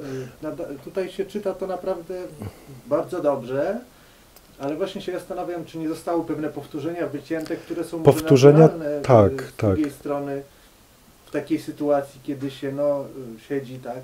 Natomiast wycięto pewne rzeczy, które ja w tej chwili nie potrafię ich zmienia, że tak powiem, nazwać, ale wycięte pewne rzeczy były, które były niepowtórzeniem, a były bardzo istotne dla określenia pewnych sytuacji. No i już szczególny żal odczuwałem, że ta redaktor usuwała wątki pochodzące z pamiętników mojej matki, gdzie te pamiętniki raptem liczyły kilkanaście kartek, więc siłą rzeczy każda kartka była jakby podwójnie cenna w stosunku do zapisów ojca, bo ojca zapisków było kilkaset stron, natomiast kartek mamy było kilkanaście. I naprawdę żal było to cokolwiek usuwać. Myślę, że warto było zachować każde słowo. No ale trudno, tak się stało. Była gdzieś, Powracając jeszcze do tego, chciałem właśnie powiedzieć, to taka delikatna rzecz, jako że matka była jedyną kobietą w tym gronie, tego chyba w książce nie ma, a mówiła mi to matka osobiście. Być może to jest na tym nagraniu, na płycie, już nie pamiętam, że były propozycje wielokrotnie. Mężczyźni uważali, że ta kobieta powinna należeć do nich wszystkich wspólnie, że są warunki ekstremalne na granicy życia i śmierci, że są warunki ukrywania się i przychodziły im takie pomysły. Oczywiście od matki wiem, że to nigdy nie weszło poza sferę jakichś tam marzeń czy roszczeń. Były ogromne tarcia między tymi Bunkrowiczami, co w książce jest zresztą wielokroć wykazane. Nawet dochodziło do takich tam poszturchiwanek czy bicia. I jednym z tych wątków czy powodów tego było właśnie uzurpowanie sobie prawa do tej jedynej kobiety. A trzeba zważyć, że matka była wtedy tuż po ślubie. Moi rodzice się pobrali już jak wybuchła wojna, 24 grudnia, w Wigilię katolickich świąt, 24 grudnia 1939 roku. Pobrali się, bo z tego względu, że po prostu nie wiedzieli, co przyniesie przyszłość, że wychodzili z założenia, że będąc małżeństwem, będzie im łatwiej być razem. Oczywiście później życie pokazało, że to nie miało żadnego znaczenia dla Niemców. A właśnie, bo to pana mama wykonała te szachy, tak? Które są Tak. u nas w zbiorach, które pan przekazał. Ja tu mam, chyba nie tu, chyba znowu są w tamtym moim domu na wsi, kopia szachów. Pierwotnie chciałem, bardzo trudno mi było się rozstać z oryginałem i poprosiłem tu takiego artystę znanego mi, który wykonał wierną replikę. Praktycznie dla osoby nieznającej tych szachów mogą być przyjęte jako oryginał, ale jednak muzeum bardzo naciskało, że samo znaczenie oryginału dla muzeum jest dużo, dużo większe i w wyniku tego też, że moje sytuacje stały się takie, jakie są, w jakiś sposób, przynajmniej na ten czas, może na kilka lat, może na zawsze, utraciłem tego mojego syna i nie mam właściwie spadkobiercy, nie ma komu przekazać tych rzeczy, tych wszystkich pamiątek, bo jest ich więcej. Pomyślałem sobie, że w takim razie oddam te szachy do muzeum, z tym, że te szachy są oddane z takim zastrzeżeniem, że nie wcześniej jak 15 lat nikt nie ma prawa ich stamtąd zabrać. One są w depozycie na razie. Pewnie zostaną na zawsze. Natomiast chciałem zostawić jeszcze wówczas mu furtkę, że gdy kiedyś by chciał je mieć, mógłby je odzyskać. ale nie sądzę, żeby z tego skorzystał. Wszystko pokazuje, że nie. I te pozostałe rzeczy, tak jak zeszyty, czy inne cenne takie pamiątki po matce, przekażę też do muzeum, dlatego że, jak mówię, no nie ma komu ich zostawić. Ci bratankowie może, którzy wyrazili teraz zainteresowanie, ale z drugiej strony oni no aż tak bardzo nie przywiązują wagi. Zresztą mój brat sam to deklarował, że tak bardzo nie przywiązują wagi do tych wszystkich pamiątek. Ja sam nie wiem, skąd się u mnie to wzięło, że tak zacząłem zabiegać o to, żeby to wszystko uporządkować. Wszystkie rzeczy są pofotografowane. Każdy jeden papiereczek, każda jedna ulotka, nawet te rachunki z apteki, które są związane sznurkiem, podarte skrawki papieru, każdy jeden z nich został sfotografowany. I podzieliłem w komputerze te foldery na osobny folder matki, ojca, na różne okresy czasu. Wujkowie mają swoje foldery, każdy ma, potem Kołomyja ma swój folder, jest podzielony na Kołomyja współczesna i Kołomyja tamtejsza, bo udało się, ten pan, który zawiózł nas na ten cmentarz kołomyjski, później do młyna, zaprosił nas wieczorem na kolację, no i to znów z biegiem jakimś tajemniczym, tu niebiosa chyba pomagają nieustannie, okazało się, że jego bardzo sympatyczna córka, Marianna Bodnar, pracuje w muzeum jako fotografka, czy dla muzeum jako fotografka. I w prezencie od niej dostałem całą płytę, około 150 zdjęć zreprodukowanych pocztówek z Kołomyi. I to taką ilość i w takiej rozdzielczości ja z internetu znałem może 10, może 15 zdjęć kołomyjskich przedwojennych, a w tym momencie mam ich 150. Także Kołomyję mam, obraz Kołomyi przedwojennej, dokładny, plus znajomość mapy przedwojenne w różnej tam rozdzielczości.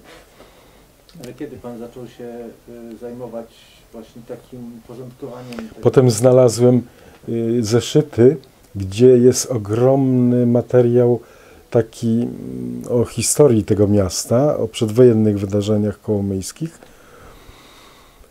I to, o dziwo, wydawało to w karcie, w archiwach karty znalazłem, ale to są zeszyty wydane przez jakieś towarzystwo kresowe i te zeszyty wydawało jakaś organizacja przypisana gdzieś tam do Wrocławskiego Uniwersytetu. I te wątki właśnie kołomyjskie wszystkie przefotografowałem, więc o Kołomyi mam w tej chwili no, naprawdę duży zbiór informacji. Zresztą kiedyś jeszcze w Austrii mieszkając, przypadkiem trafiło mi się takie zlecenie fotograficzne dla takiego autora, znana postać w Polsce, to jest Martin Pollack. Wie pan, kim jest? No właśnie. Ten cesarz Ameryki, tak? To ostatnia książka. Nie czytałem tego. Ten, który później tam rozliczał się z historią swojego ojca Zesmana. Miałem okazję do jego książki robić zdjęcia. Tylko książka wyszła po... O Galicji. Tak, o Galicji. Ta książka, tłumacząc ten tytuł na polski, Bogaty kraj biednych ludzi, mniej więcej tak brzmi ten tytuł. Tą książkę mam i jego to jest autorstwa, a ja miałem okazję robić zdjęcia, korzystając z oryginałów, które w wiedeńskich archiwach były. I tam bardzo dużo zdjęć, jeszcze więcej tych zdjęć miałem w ręku niż te, które tylko weszły do książki. I bardzo dużo zdjęć sfotografowałem i mam je na negatywach. Są to zdjęcia z różnych polskich miasteczek, dziś na Ukrainie znajdujących się, z czasu I wojny światowej, przemarsze armii austriackiej przez te miasteczka, życie ludności cygańskiej, życie Hucułów, życie Żydów. Fantastyczne zdjęcia. Ja zresztą Mówiłem tam pani Anecie Jasionek o tym. Nie wiem, czy nawet nie dałem części tego materiału, ale warto, żeby to też trafiło tam. A czy w Kołmyi byli też Ormianie? Pan zetknął się z taką informacją? Nie pamiętam w tej chwili. Być może to by trzeba było zobaczyć w jakichś tych szczegółowych materiałach na temat Kołmyi, ale bardzo prawdopodobne. Tam Dlatego... kuty niedaleko były, gdzie była, wiem, tam jeździłem, tam było tak, że były kuty zamieszkane przez Polaków, Żydów, Ukraińców i Ormian, z czego Ormian, najwięcej było Ormian i Żydów. No to tutaj jest w Kołmyi, widzę, jest cały, tak, kuckie, tak, cała dzielnica. Tak, to mogłoby pochodzić od tej nazwy. Od kuty.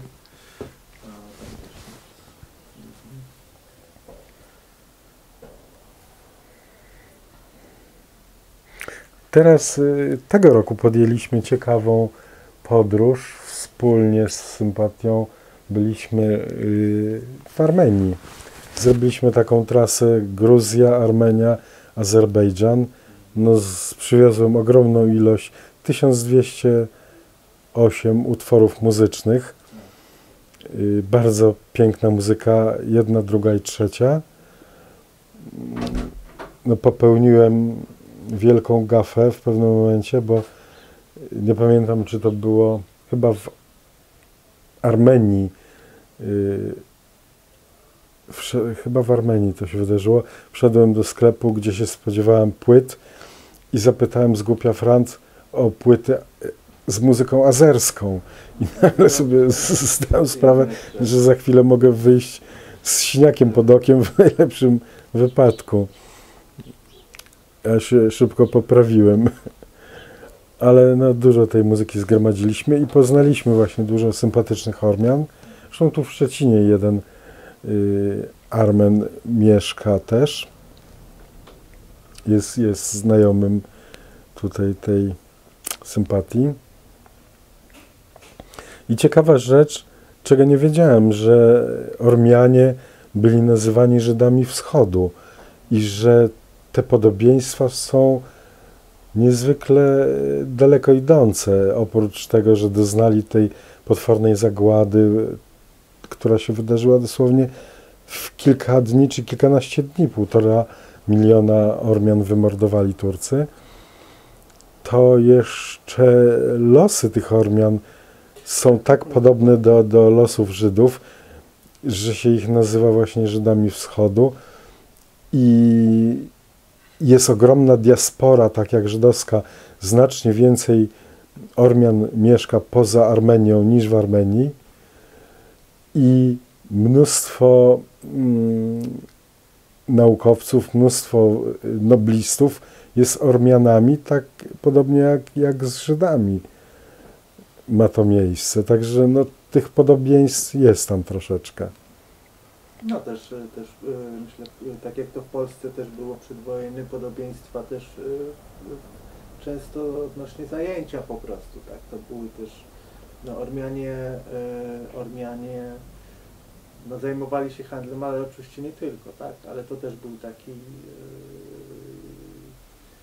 jedno z wielu no, głównych zajęć, tak, oni też nie zajmowali się rolnictwem, tak jak gdzieś tam w hutach, tak za bardzo, nie? Tylko bardziej rzemiosłem też takimi rzeczami. No, przywieźliśmy stamtąd dużo zdjęć. Pewnie z tych zdjęć też coś się tam może zrodzi, jakaś wystawa, chociaż mnie generalnie od takiej fotografii podróżniczej bardziej interesuje fotografia kreacyjna i no, szczególnie mnie fascynuje czarny humor. Ja się wychowałem na książkach Rolanda Topora i to w moich zdjęciach jest no, bardzo widoczne.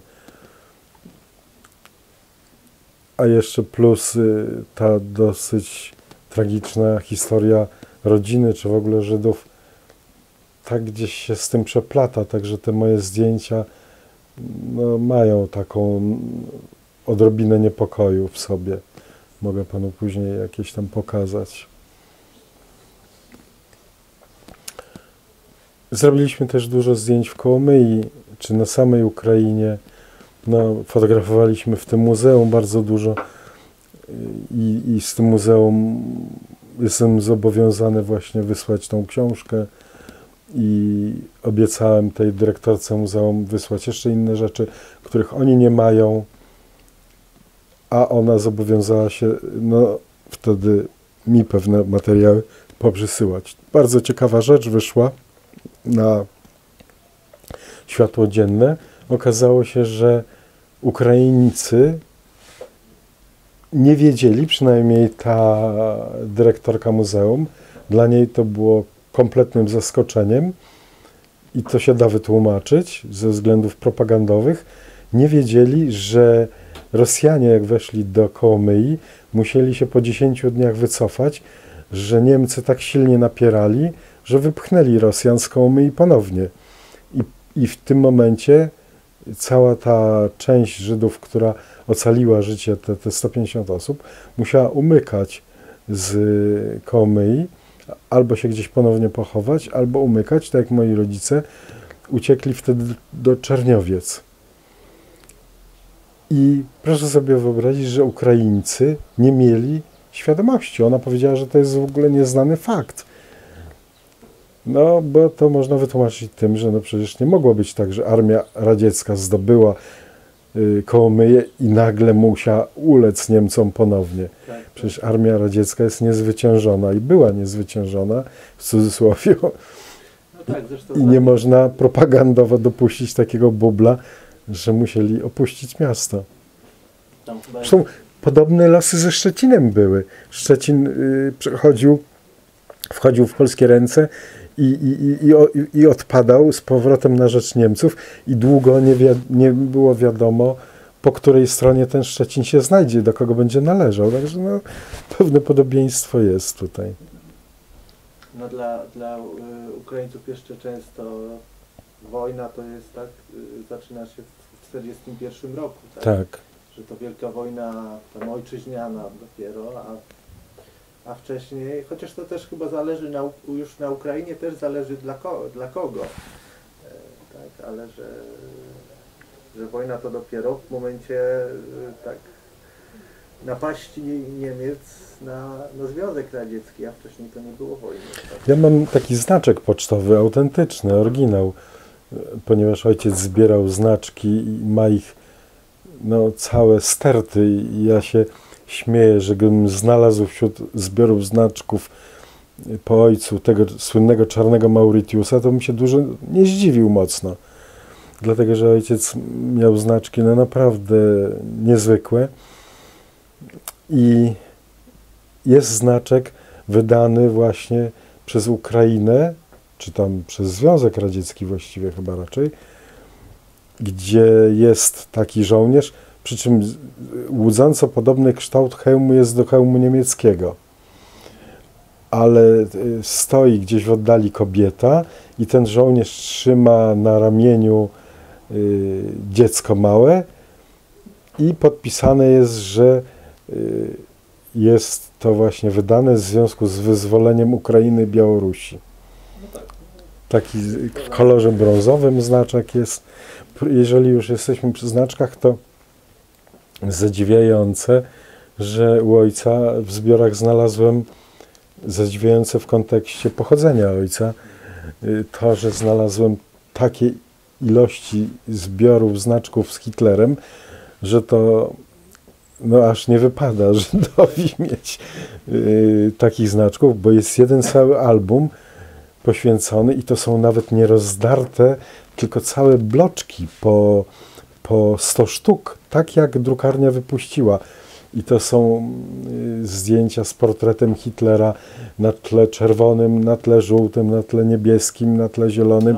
Hitler przed wojną, jak rozumiem. Wojenne często, wojenne jeszcze. Hitler patrzy w lewo, w prawo, z czapką, bez czapki, z ręką do góry, z ręką na dół. Jest to po prostu, no chyba wszystkie możliwe, jakie Rzesza wypuściła. I przypuszczam, że te znaczki ojciec pozyskał, wchodząc w to mieszkanie po tym Niemcu w Bolesławcu. Ponieważ dowiedziałem się, że to był gorliwy członek NSDAP, ten właściciel, przedwojenny właściciel apteki. I dużo rzeczy takich znalazło się w tym mieszkaniu. Mnóstwo książek ciekawych. Część z tych książek oddałem do muzeum właśnie waszego. Między innymi taka książka poświęcona rasom ludzkim. Taka jak gdyby podstawa do zbudowania tej późniejszej teorii, a książka wydana gdzieś tam w tych wczesnych latach 30. czy 20. I pokazująca zróżnicowanie ludzkich ras, będąca później jakby podstawą tej szaleńczej teorii, która stanęła u podstaw Rzeszy.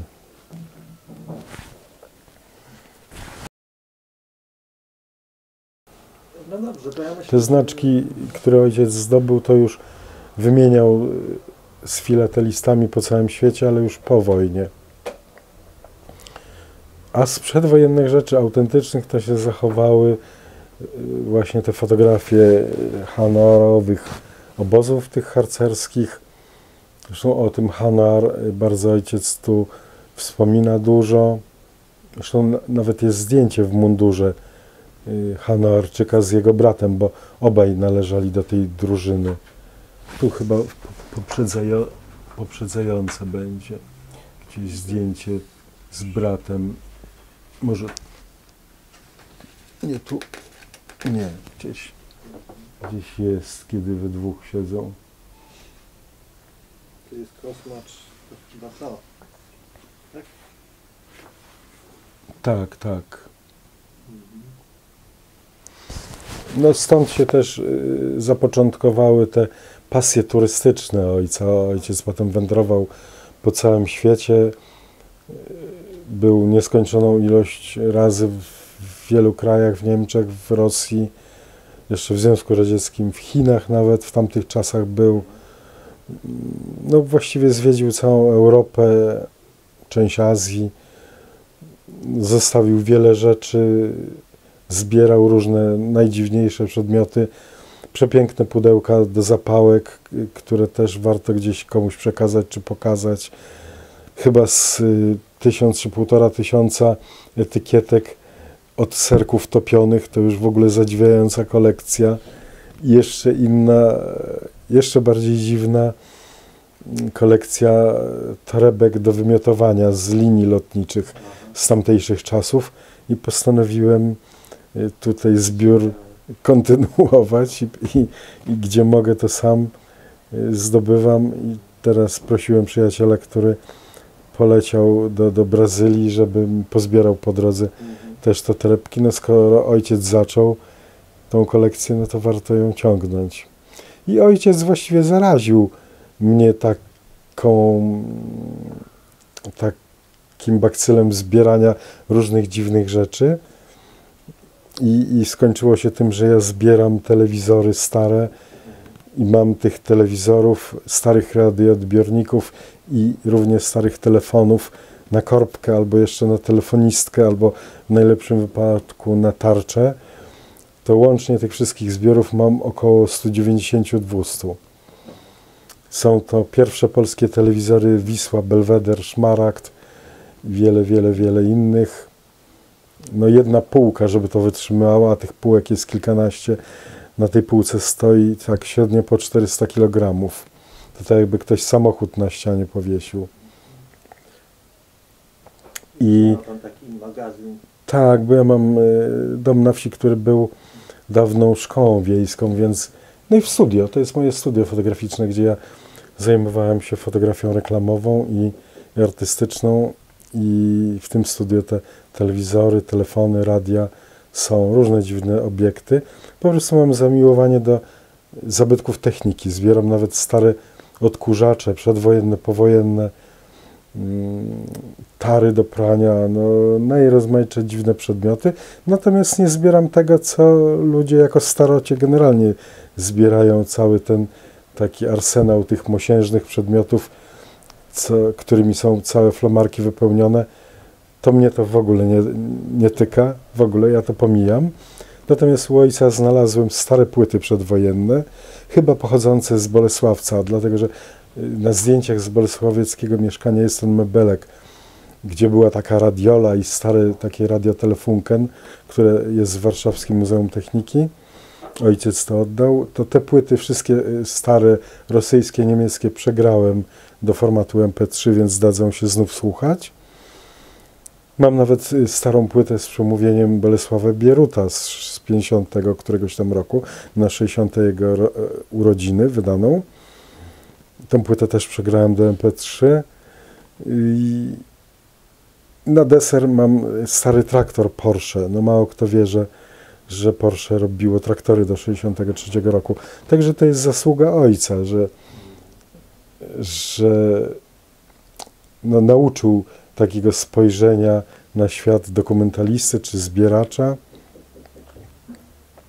Natomiast fotografii też nas nauczył ojciec, bo chodziliśmy z nim na wycieczki. Ojciec fotografował już od przedwojny, miał aparat, taki Aqua Cadet Box pierwszy, potem taki mieszkowy miał, lepszy już o skok do przodu. I ten aparacik, ten Aqua Cadet Box, jak ja miałem 8-9 lat, dostałem i z tym aparatem właśnie wylądowałem w Izraelu. I o dziwo zachowało się kilka zdjęć z Izraela z 60 lat mojego autorstwa. I do tego są negatywy i tenże aparacik. I to był na jakie negatywy ten aparat? To były akwowskie filmy na negatywy. Taki format już dzisiaj nie stosowany, 4,5:6. Węższy niż średnioformatowy dzisiejszy. Ten format znikł gdzieś tam w 60 latach. I te zdjęcia właśnie ojca się zachowały i parę moich z Izraela z 62 roku. Myśmy mieszkali na takim osiedlu, się nazywało Gomułkowo. Bardzo swojsko brzmiąca nazwa, a to dlatego, że no to był czas emigracji tych 50., 60. lat za czasów Gomułki i stąd tak to osiedle się nazywało. I kto tam mieszkał? To znaczy mieszkali tam głównie... W ogromnej mierze Polacy. Ja jak wychodziłem na podwórko, no trudno to było właściwie nazwać podwórkiem, bo to nie były takie podwórka w dzisiejszym. To osiedle było współczesne, takie powojenne, dość ładne jak na tamte czasy i takie spore przestrzenie miało i się przebiegało przez szosę i potem za szosą była już zupełna pustynia, bo Bat Yam, bo to było Bat Yam pod Tel Awiwem, było takim małym miasteczkiem, osiedlem całkowicie nowo wybudowanym na pustyni. I pamiętam, moi wszyscy koledzy to byli polskojęzyczni. Ja nie miałem z tym żadnego problemu, także biegałem po tym Izraelu, ale właściwie nie odczuwałem tą izraelskość tego miejsca odczułem dopiero jak poszedłem do szkoły, że mi każą inaczej pisać, w drugą stronę i zupełnie innymi literami. To była dla mnie mordęga, bo ja byłem wtedy już tu w Polsce chyba w 3. klasie szkoły podstawowej, a tam mnie pchnięto z powrotem do 1. klasy. I pan tam od zera zaczynał? Od zera, tak. A nic nie pamiętam. Ale jak się ogólnie pan tam podobało? Bardzo. Mam jakieś takie obrazy przed oczyma. Tą szkołę pamiętam, jak wyglądała. No, takie pozytywne wspomnienia są. Się śmieję, czasami matce mówiłem, że szkoda, że wróciliśmy do Polski, bo już pewnie bym był pułkownikiem w armii. A matka na to odpowiada, albo byś nie żył. Mogłoby i tak być, rzeczywiście. Bo tych wojen tam się kilka wydarzyło. Zresztą ci kuzyni ojca, Szlomek i Józik, obaj jako młodzi jeszcze faceci wylądowali w Izraelu już w tym 45, 6, 7 roku. Naokoło troszeczkę, bo przez Francję, Paryż, potem z internowaniem przez Anglików na Cyprze, ale w końcu dotarli do tego Izraela i walczyli o utrwalanie władzy izraelskiej, jakbym to sparafrazował, na macierzystych terenach.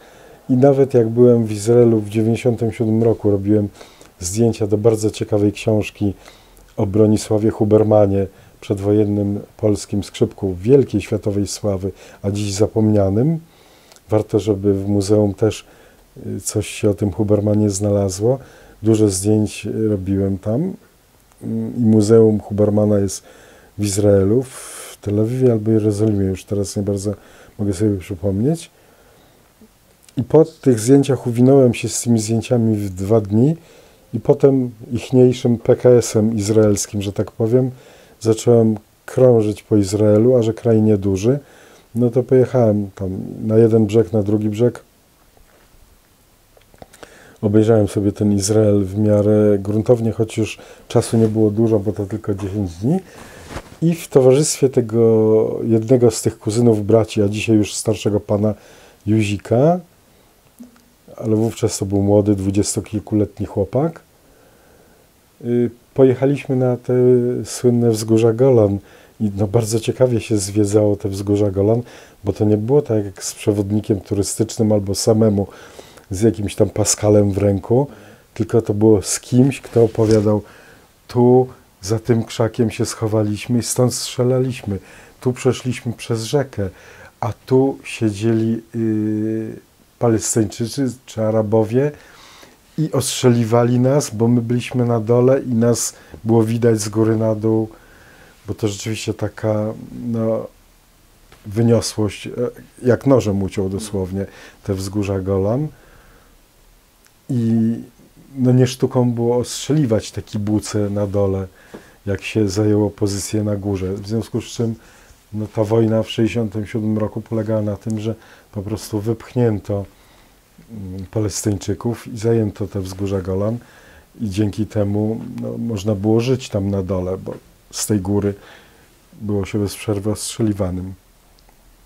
I to było bardzo ciekawe przeżycie, jak się szło z kimś, kto tam dosłownie no, czołgał się po tych krzakach i opowiadał jakby swoje przeżycia sprzed kilkudziesięciu lat.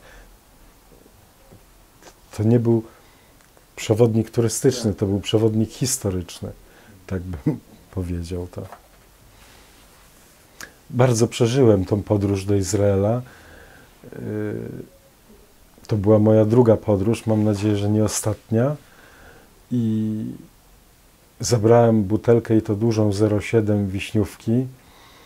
Miałem wypić ją z kolegą, który tą książkę przygotowywał, ale on ciągle zabiegany, nie miał czasu na mnie, na tą butelkę i stało się tak, że usiadłem któregoś dnia nad brzegiem Morza Śródziemnego z tą wiśniówką i tak po kolei, kieliszek za kieliszkiem sączyłem, aż prawie wytrąbiłem całą tą butelkę.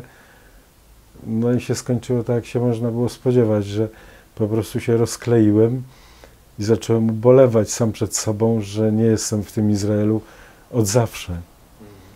I gdzieś ten Izrael tak no, ciągnie. Nie mogę powiedzieć, że nie. No tak, taki równoległy świat trochę też następny. Tak, i ja do dzisiaj nie wiem, kim ja jestem właściwie, jak ja sobie zupełnie normalnie zadaję to pytanie. Po drodze jeszcze wydarzyła się rzecz taka, że spędziłem 8 lat w Austrii i tam nabawiłem się, jak ja to mówię humorystycznie, obywatelstwa austriackiego, a utraciłem polskie. I myślałem o powrocie do polskiego obywatelstwa w pewnym czasie, a z drugiej strony przestało mi na tym zależeć. I stoję w takim rozkroku i jak sobie zadaję pytanie, kim w takim razie jestem? Czy Izraelczykiem, czy Żydem, czy Austriakiem? Nie potrafię odpowiedzieć, czy Polakiem? Naprawdę jest to skomplikowane pytanie. No, urodziłem się w Polsce. Myślę, mówię niby po polsku. Chociaż nie do końca, bo jak już długo mieszkałem w Austrii, to złapałem się na tym, że mi się zaczęło śnić po niemiecku, albo ze sobą sam gadałem też po niemiecku. Czyli to wcale nie jest takie do końca oczywiste, że trzeba myśleć wewnątrz w rozmowach ze sobą po polsku. No to był po prostu pierwszy język, z którym się spotkałem, ale mogło się tak wydarzyć, że jednak bym mieszkał w tym Izraelu od tego 62 roku i byłbym Izraelczykiem. Zmieniłem obywatelstwo na austriackie, więc naprawdę mam taki problem z tożsamością. To mi trochę utrudnia życie, no bo każdy lubi jednak się przypisać do jakiegoś miejsca, do jakiegoś narodu, do jakiejś rodziny. Tu ta rodzina cała wymordowana. Został właściwie tylko mój brat i jego bratankowie, moja kuzynka, która tam szczególnie nie przywiązuje wagi do historii. Jej dzieci już prędzej tak, żyjące w Niemczech i się bardzo zainteresowali ci młodzi tymi płytami ze zdjęciami. No dużo rzeczy mi się udało ocalić i tak pielęgnuję to wszystko, ale tak jak mówię, no nie wiem, kim jestem. Ale mieszkając w Izraelu, teoretycznie, hipotetycznie, też nie wiadomo, czy nie zacząłby Pan się odwoływać wtedy na przykład do polskiej. Może tak być, bo nie, to w zasadzie... mieszkając w Austrii zacząłem tęsknić za Polską. W Austrii nie do końca się czułem jak u siebie w domu. Jeszcze wtedy dobrze nie znałem języka i czułem się jak za taką grubą szybą. Obracałem się może nieszczęśliwie w polskim środowisku, a nie w austriackim, gdzie bym się wtedy szybciej asymilował. I nie obracałem się za bardzo w środowisku żydowskim, chociaż powszechnie mówi się, że Żydzi sobie bardzo pomagają. I w wypadku mojego pobytu w Wiedniu muszę powiedzieć, że nie stwierdziłem tego tam. W Wiedniu nie. Nie pomógł mi nikt, chociaż nawet zwracałem się z prośbą o pomoc, czy do osób, czy do organizacji i tej pomocy nie doświadczyłem. Czy mówimy tak naprawdę o takiej złożonej tożsamości, no to jest chyba pytanie, czy, bo tak jak się głębiej poszuka, tak, to no każdy z nas ma jakąś bardzo jednak, może nie aż tak jak Pan, tak, ale ma gdzieś tam różne pokłady tej tożsamości. Może po prostu tożsamość jest taka złożona, tak? Czy da się ją Chyba złożona. Czy się da, to czy nie to jest zresztą dobre sprowadzenie tego taki wybór, tak? Myślę, że to też są kwestie po prostu takiej świadomości i otwartości, bo można sprowadzić, tak, że będę Żydem, będę mieszkał w Izraelu, albo będę Niemcem i będę mieszkał w Niemczech i to jest pewnie funkcjonalnie łatwe do zrobienia, nie? Pod warunkiem, że się o pewnych rzeczach zapomni, że się odrzuci pewne jakieś tam no, poziomy refleksji, tak? No trudne to jest, dlatego że mam wielu polskich przyjaciół i oni znają moje pochodzenie, znają te wszystkie przygody. Jak mówię, no, chodziłem do szkół polskich, chodziłem do szkoły izraelskiej. Potem wszedłem w to obywatelstwo w Austrii. Myślałem, że zostanę na stałe w Austrii. Stąd to się wzięło też. Nigdy nie sądziłem, że będę z powrotem w Polsce. Jeszcze jakby ktoś mi wtedy powiedział, że wrócę do Polski, jeszcze będę mieszkał na wsi w dodatku, to bym no, pękł ze śmiechu. A jednak tak się stało, także to potwierdza, że nigdy nie należy mówić nigdy. A co Pana skłoniło do... Natomiast parę rzeczy się na to złożyło. Natomiast myślę o tym zupełnie na poważnie. Chcę wystąpić o obywatelstwo izraelskie.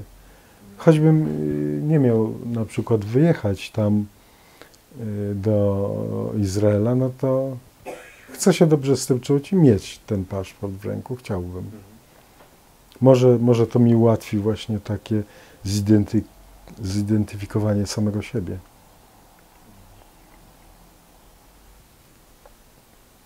No ale, że tak powiem, bardzo to Panu ciąży? Brak tej takiej jednoznaczności? Troszkę, tak, troszkę tak. No ale to chodzi o jakiś spokój ducha, czy o też sprawy wyborów jakichś takich bardziej pragmatycznych. Wyborów też, dlatego że powiem szczerze, że chętnie bym się wyprowadził do Izraela, w tej chwili nawet, mimo tego, że już jest dość późno. Zobaczymy, co się tu będzie działo w Polsce i w Europie, bo w tej chwili to, co się dzieje, to nie uwierzy mi Pan, ja to wszystko przewidziałem 6, 7, 8 lat temu, czy 10. Byłem pewny, że wojna wisi w powietrzu. Nie, gdzieś znaczy to jest inna sprawa, ale gdzieś do roku tak naprawdę 2011 byłem takim optymistą, w sensie w ogóle myślałem, że świat idzie ku lepszemu, a potem zrozumiałem, że jest dokładnie odwrotnie tak naprawdę, że jest taka tendencja spadkowa, tak? Żebyśmy się nie zdziwili. Ja to widzę już zresztą wcześniej. Zwróciłem uwagę, że no coraz powszechniej, nie tylko w Polsce, ale we wszystkich krajach umacniają się te prawicowe ruchy. Jest tego coraz więcej. Ja nawet się sam w środku siebie zastanawiam, gdzie te rzeczy wszystkie, które chcę przekazać Wam, gdzie będą bezpieczniejsze. Bo jeżeli rozpęta się piekło, to one nawet w tym Waszym muzeum ulegną zniszczeniu któregoś dnia. Tak jak w czasie wojny wszystko zostało zniszczone, spalane, zrównane z ziemią. Czy to jest dziwne, że my się nad tym, znaczy dziwne, no bardzo niespodziewane, że my się jakby o tym rozmawiamy w ogóle w tej chwili, tak? O takich problemach. Tak jak Pan mówi, gdzie to będzie bezpieczniejsze. Ale nie jestem w ogóle zwolennikiem mówienia o tym, że historia się powtarza, no bo historia jest jakby niepowtarzalna tak sama w sobie, ale... Może się nie powtarza, ale no powiem brutalnie, że większość ludzi tak jak była głupimi, tak pozostaje. Niczego się nie uczą. Niczego się ludzie nie uczą na zebranych doświadczeniach albo bardzo szybko zapominają i przychodzi to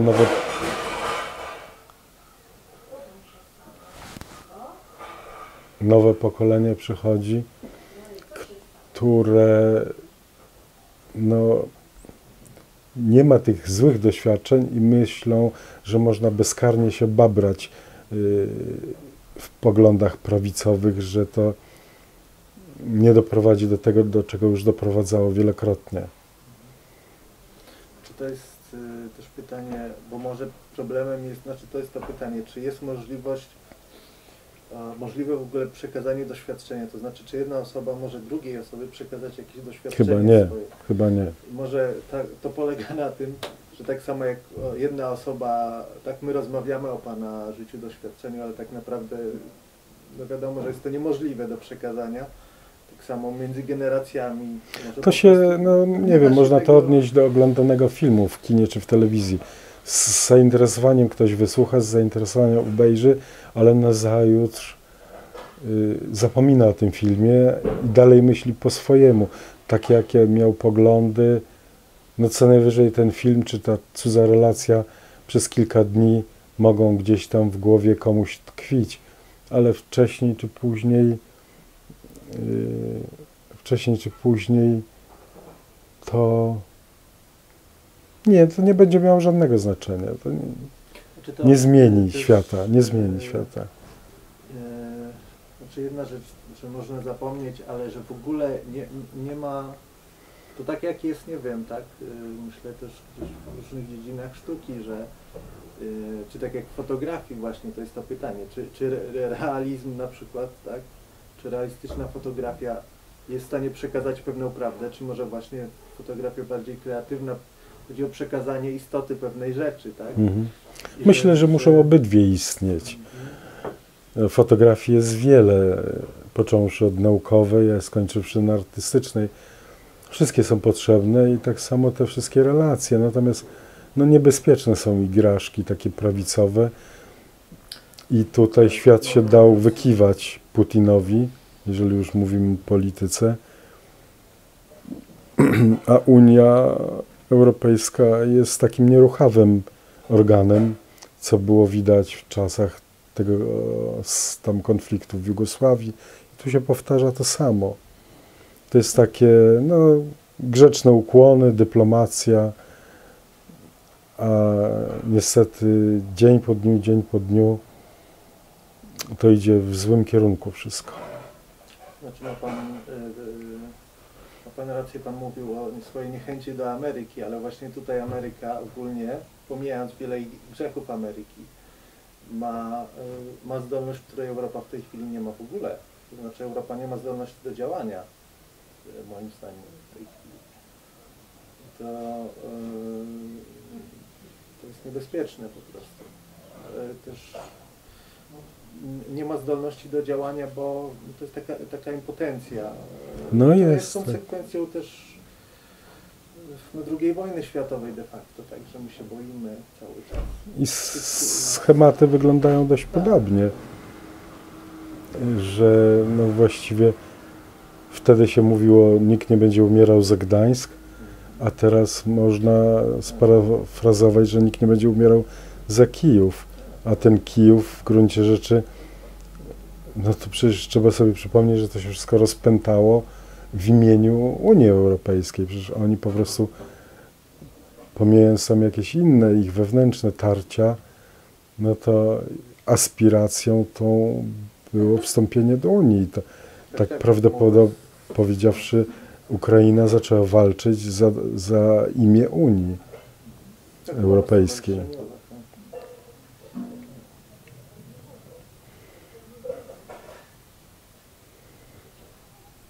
Dobrze, to ja w ogóle planuję któregoś dnia, jak troszeczkę uspokoją się moje prywatne sprawy, myślę o napisaniu książki takiej, gdzie się rozliczę ze swoją przeszłością. Może będzie trochę bardziej humorystycznie pisana, w stylu właśnie czarnego humoru, czy tak kpiąco trochę. taki pana rewanż. Tak. Nie wiem, czy to będzie rewanż, ale no, mam już pewien zarys, to, że robię zdjęcia. No, myślę o tym, że nawet ją będę ilustrował zdjęciami zupełnie niezwiązanymi z treścią. I tutaj mówiłem koledze, mojemu przyjacielowi Henkowi Sawce, z którym jestem w takiej dobrej komitywie. I Heniu Sawka, jak usłyszał, się zapalił do tego i nawet się zadeklarował, że zrobi jakieś rysunki, czy zaprojektuje okładkę.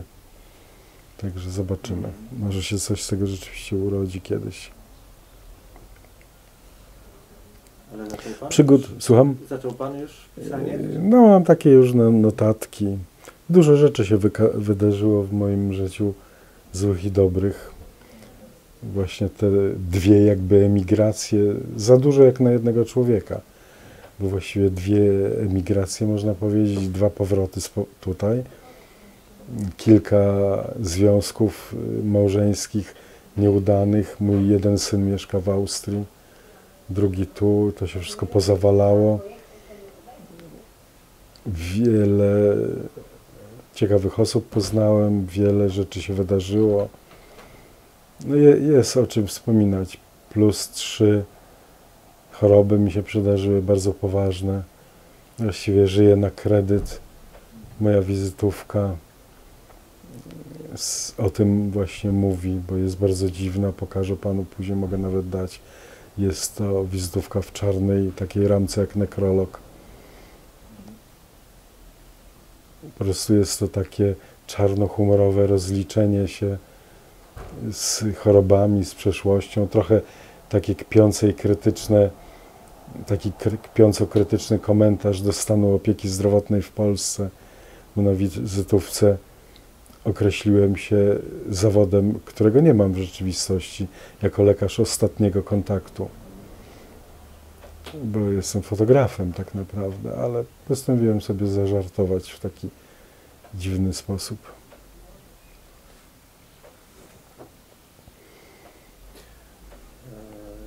czy moglibyśmy przejrzeć teraz, jeszcze rzucić okiem no na te przedmioty, które pan ma? Tak, oczywiście, proszę bardzo. Tylko, że no, chyba te szachy i te zeszyty, te pierwszoplanowe rzeczy wywiozłem tam do tego domu na wsi, ale to mam inne takie pamiątki po ojcu. Pewnie też je wszystkie przekażę. Dobrze, to dziękuję za rozmowę. Czy może coś jeszcze chciałby pan dodać? Pewnie po naszym zakończeniu nagrywania, czy po pana odejściu, pewnie mi się tam wiele rzeczy poprzypomina, jak to zwykle jest. Nie wiem, myślę, że to za dużo rzeczy jest. No, trudno określić, streścić kilkadziesiąt lat życia swojego i rodziców w 2 godzinach czy w godzinie. A mógłby pan jeszcze powiedzieć, jak ten pan z Kluczborka się nazywa? Zbigniew Wojnarowski. Jeszcze co bym dodał do tego, no chyba znaczący taki gest podziękowania, to właściwie matka uczyniła. Moje drugie imię, bardzo polskie, Andrzej, matka mi nadała na pamiątkę właśnie Andrzeja Śliwiaka, tego, który ich uratował. Brat ma na imię Wiktor, to się wzięło stąd, że to Wiktoria od Wiktoria, czyli tuż po zakończeniu wojny urodzony syn, czyli mój brat, a moje imię Andrzej na pamiątkę Śliwiaka. Andrzej Śliwiak dostał drzewko przez Yad Vashem, to ojciec zabiegał o to. Nie doczekał za swojego życia medalu Sprawiedliwego wśród Narodów. Niemniej ojciec zadbał o to, żeby ten order i żeby Śliwiak został upamiętniony przez Yad Vashem. Ma posadzone drzewko, byłem pod tym drzewkiem, mam zdjęcia, tutaj jest zresztą na końcu w książce. Przywiozłem nawet kamyczek spod tego drzewka na pamiątkę. Tutaj chyba wspomina, że pan też poznał osobiście, tak? Czy mi się Tak, dobrze Śliwiaka wydaje? miałem okazję jeszcze za życia poznać, już to był starszy pan. Zrobiłem mu szereg zdjęć. To już wyglądał właśnie taki siwy pan, bardzo taki miły.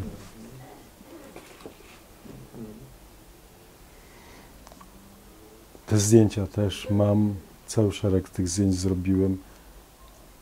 W Świnoujściu chyba to było, on wtedy był w sanatorium.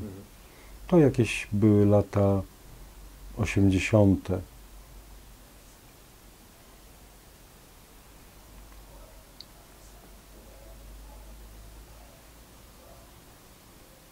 I gdzie odbyła się ta uroczystość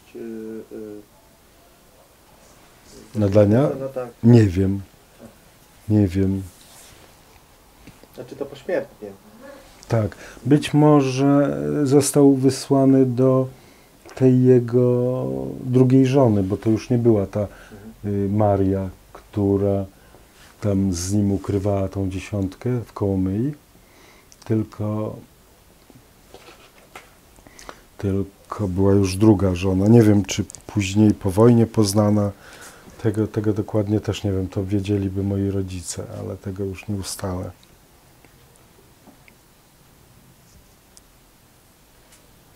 Dobrze, to jak mówię, ja też porozmawiam, bo dobrze by było zorganizować to spotkanie w Kluczborku, tak? Z tym panem. No, byłoby fajnie, no.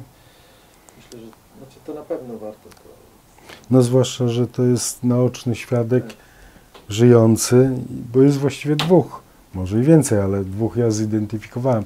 Jednym jest ten pan Roman Mikietiuk w Kołomyi, mieszkający no dosłownie nie dalej jak 50-80 metrów od tego bunkra, bo ten bunkier, w którym się rodzice i ta pozostała 8 ukrywała, to był dosłownie naprzeciwko. Z tym, że tam ich oddzielał od tego bunkra, bo to było na wysepce takiej, mała taka struga, która była odnogą rzeki Prut i to się nazywało Młynówka. I to już po wojnie Ukraińcy zasypali, dlatego że Prut, no, jako górska rzeka, bardzo kapryśny, zalewał przedmieścia Kołomyi i wylewał tak dość daleko, bo to dość płaski teren był.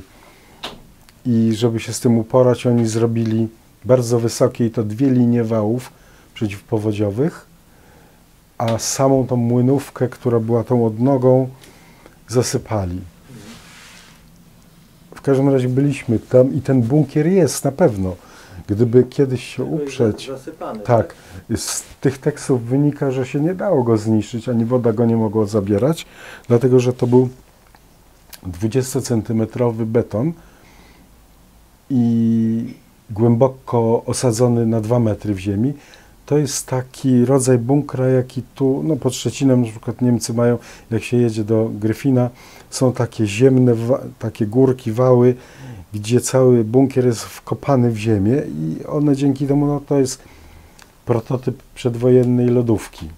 No tak. Bo tam nawet latem raptem parę stopni było i ten bunkier utrzymywał temperaturę dla piwa, bo obok była wówczas restauracja.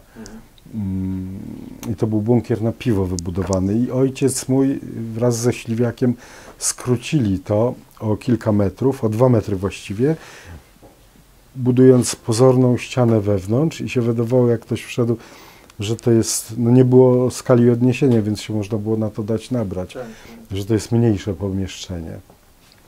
A co jest teraz w tym... I tam wykuli w tym betonie 20-centymetrowym otwór, którym się wychodziło poziomo pod ziemią na głębokości 2 metrów, na długości 3. Wychodziło się potem do góry 2 metry, ale wychodziło się już w stodole z tego bunkra. I wyjście było przez Psią Budę. Było w ten sposób zrobione, że dno było zaryklowane, trzeba było zapukać. Wtedy ten pies wychodził, ustępował z tej budy, odchylało się tą klapę podłogi Psiej Budy, wychodziło się, daszek tej Psiej Budy też był na zawiasie i w ten sposób się wychodziło przez tą jakby zakamuflowany włas. Potem no, był taki moment, że przyszedł esesman i wymienił psa mądrego na innego psa no, znacznie głupszego, Tak, którego trudno było wygonić z tej budy i matka wspominała, że ilekroć chcieli wyjść, to ten pies właził z powrotem i ta klapa lądowała im na głowie z powrotem, z tym psem. No takie właśnie historie były. A te szachy, o których rozmawialiśmy, powstały z drewna kasztanowego, które leżało zgromadzone w tej stodole. Matka tam czasami wychodziła, żeby zaczerpnąć świeżego powietrza, jak było spokojniej dookoła, bo no, to ich miejsce to było już tak poza Kołomyją. To było już na właściwie takim zupełnym odludziu nad rzeką. I wtedy można było na spokojnie tam wyjść i troszeczkę zerknąć na świat przez szpary w deskach. I z tego drewna, które tam znalazła, wyrzeźbiła te szachy kozikiem tak na wpół po ciemku. Szachy są bardzo precyzyjnie wyrzeźbione. Szczególnie koniki mają tak dokładnie odwzorowane te pyszczki, że no, zachowane ładnie proporcje. A to przecież ma tam około 1,5 centymetra ta figurka, no, sam łeb konika. A szachownica, wiadomo jaką... Właśnie nie. Wszyscy o to pytają. Nikt nie wie. To prawdopodobnie musiało być na papierze narysowane. Może to było na jakiejś desce, ale ponieważ potem się repatriowali, no to jednak było już większe, to szachy się dały zgarnąć do pudełeczka, a szachownica jako duża rzecz może została. Matka nigdy mi nie mówiła też o tym. Ja też nie zapytałem. I wyszedłem z założenia, że w takim razie to jest moje zadanie, skoro nie ma tej szachownicy, że jakbym powinien kontynuować to dzieło. I zrobiłem taką szachowniczkę, oddałem ją właśnie też do muzeum, ale na tej pierwszej wystawie nie była eksponowana. I ta szachowniczka była z drewna, pokryta płytkami metalu rdzewiejącymi i nierdzewnymi, ocynkowanymi. I takie moje było założenie, żeby one, te rdzewiejące, zardzewiały, żeby pokazać jak gdyby te dwa różne czasy, a potem przyszedł mi pomysł jeszcze, żeby to posunąć dalej, żeby te poszczególne pola były z płytki złotej na przemian z zardzewiałymi, żeby pokazać to zróżnicowanie między dobrym czasem, złym czasem, między bogactwem a nędzą.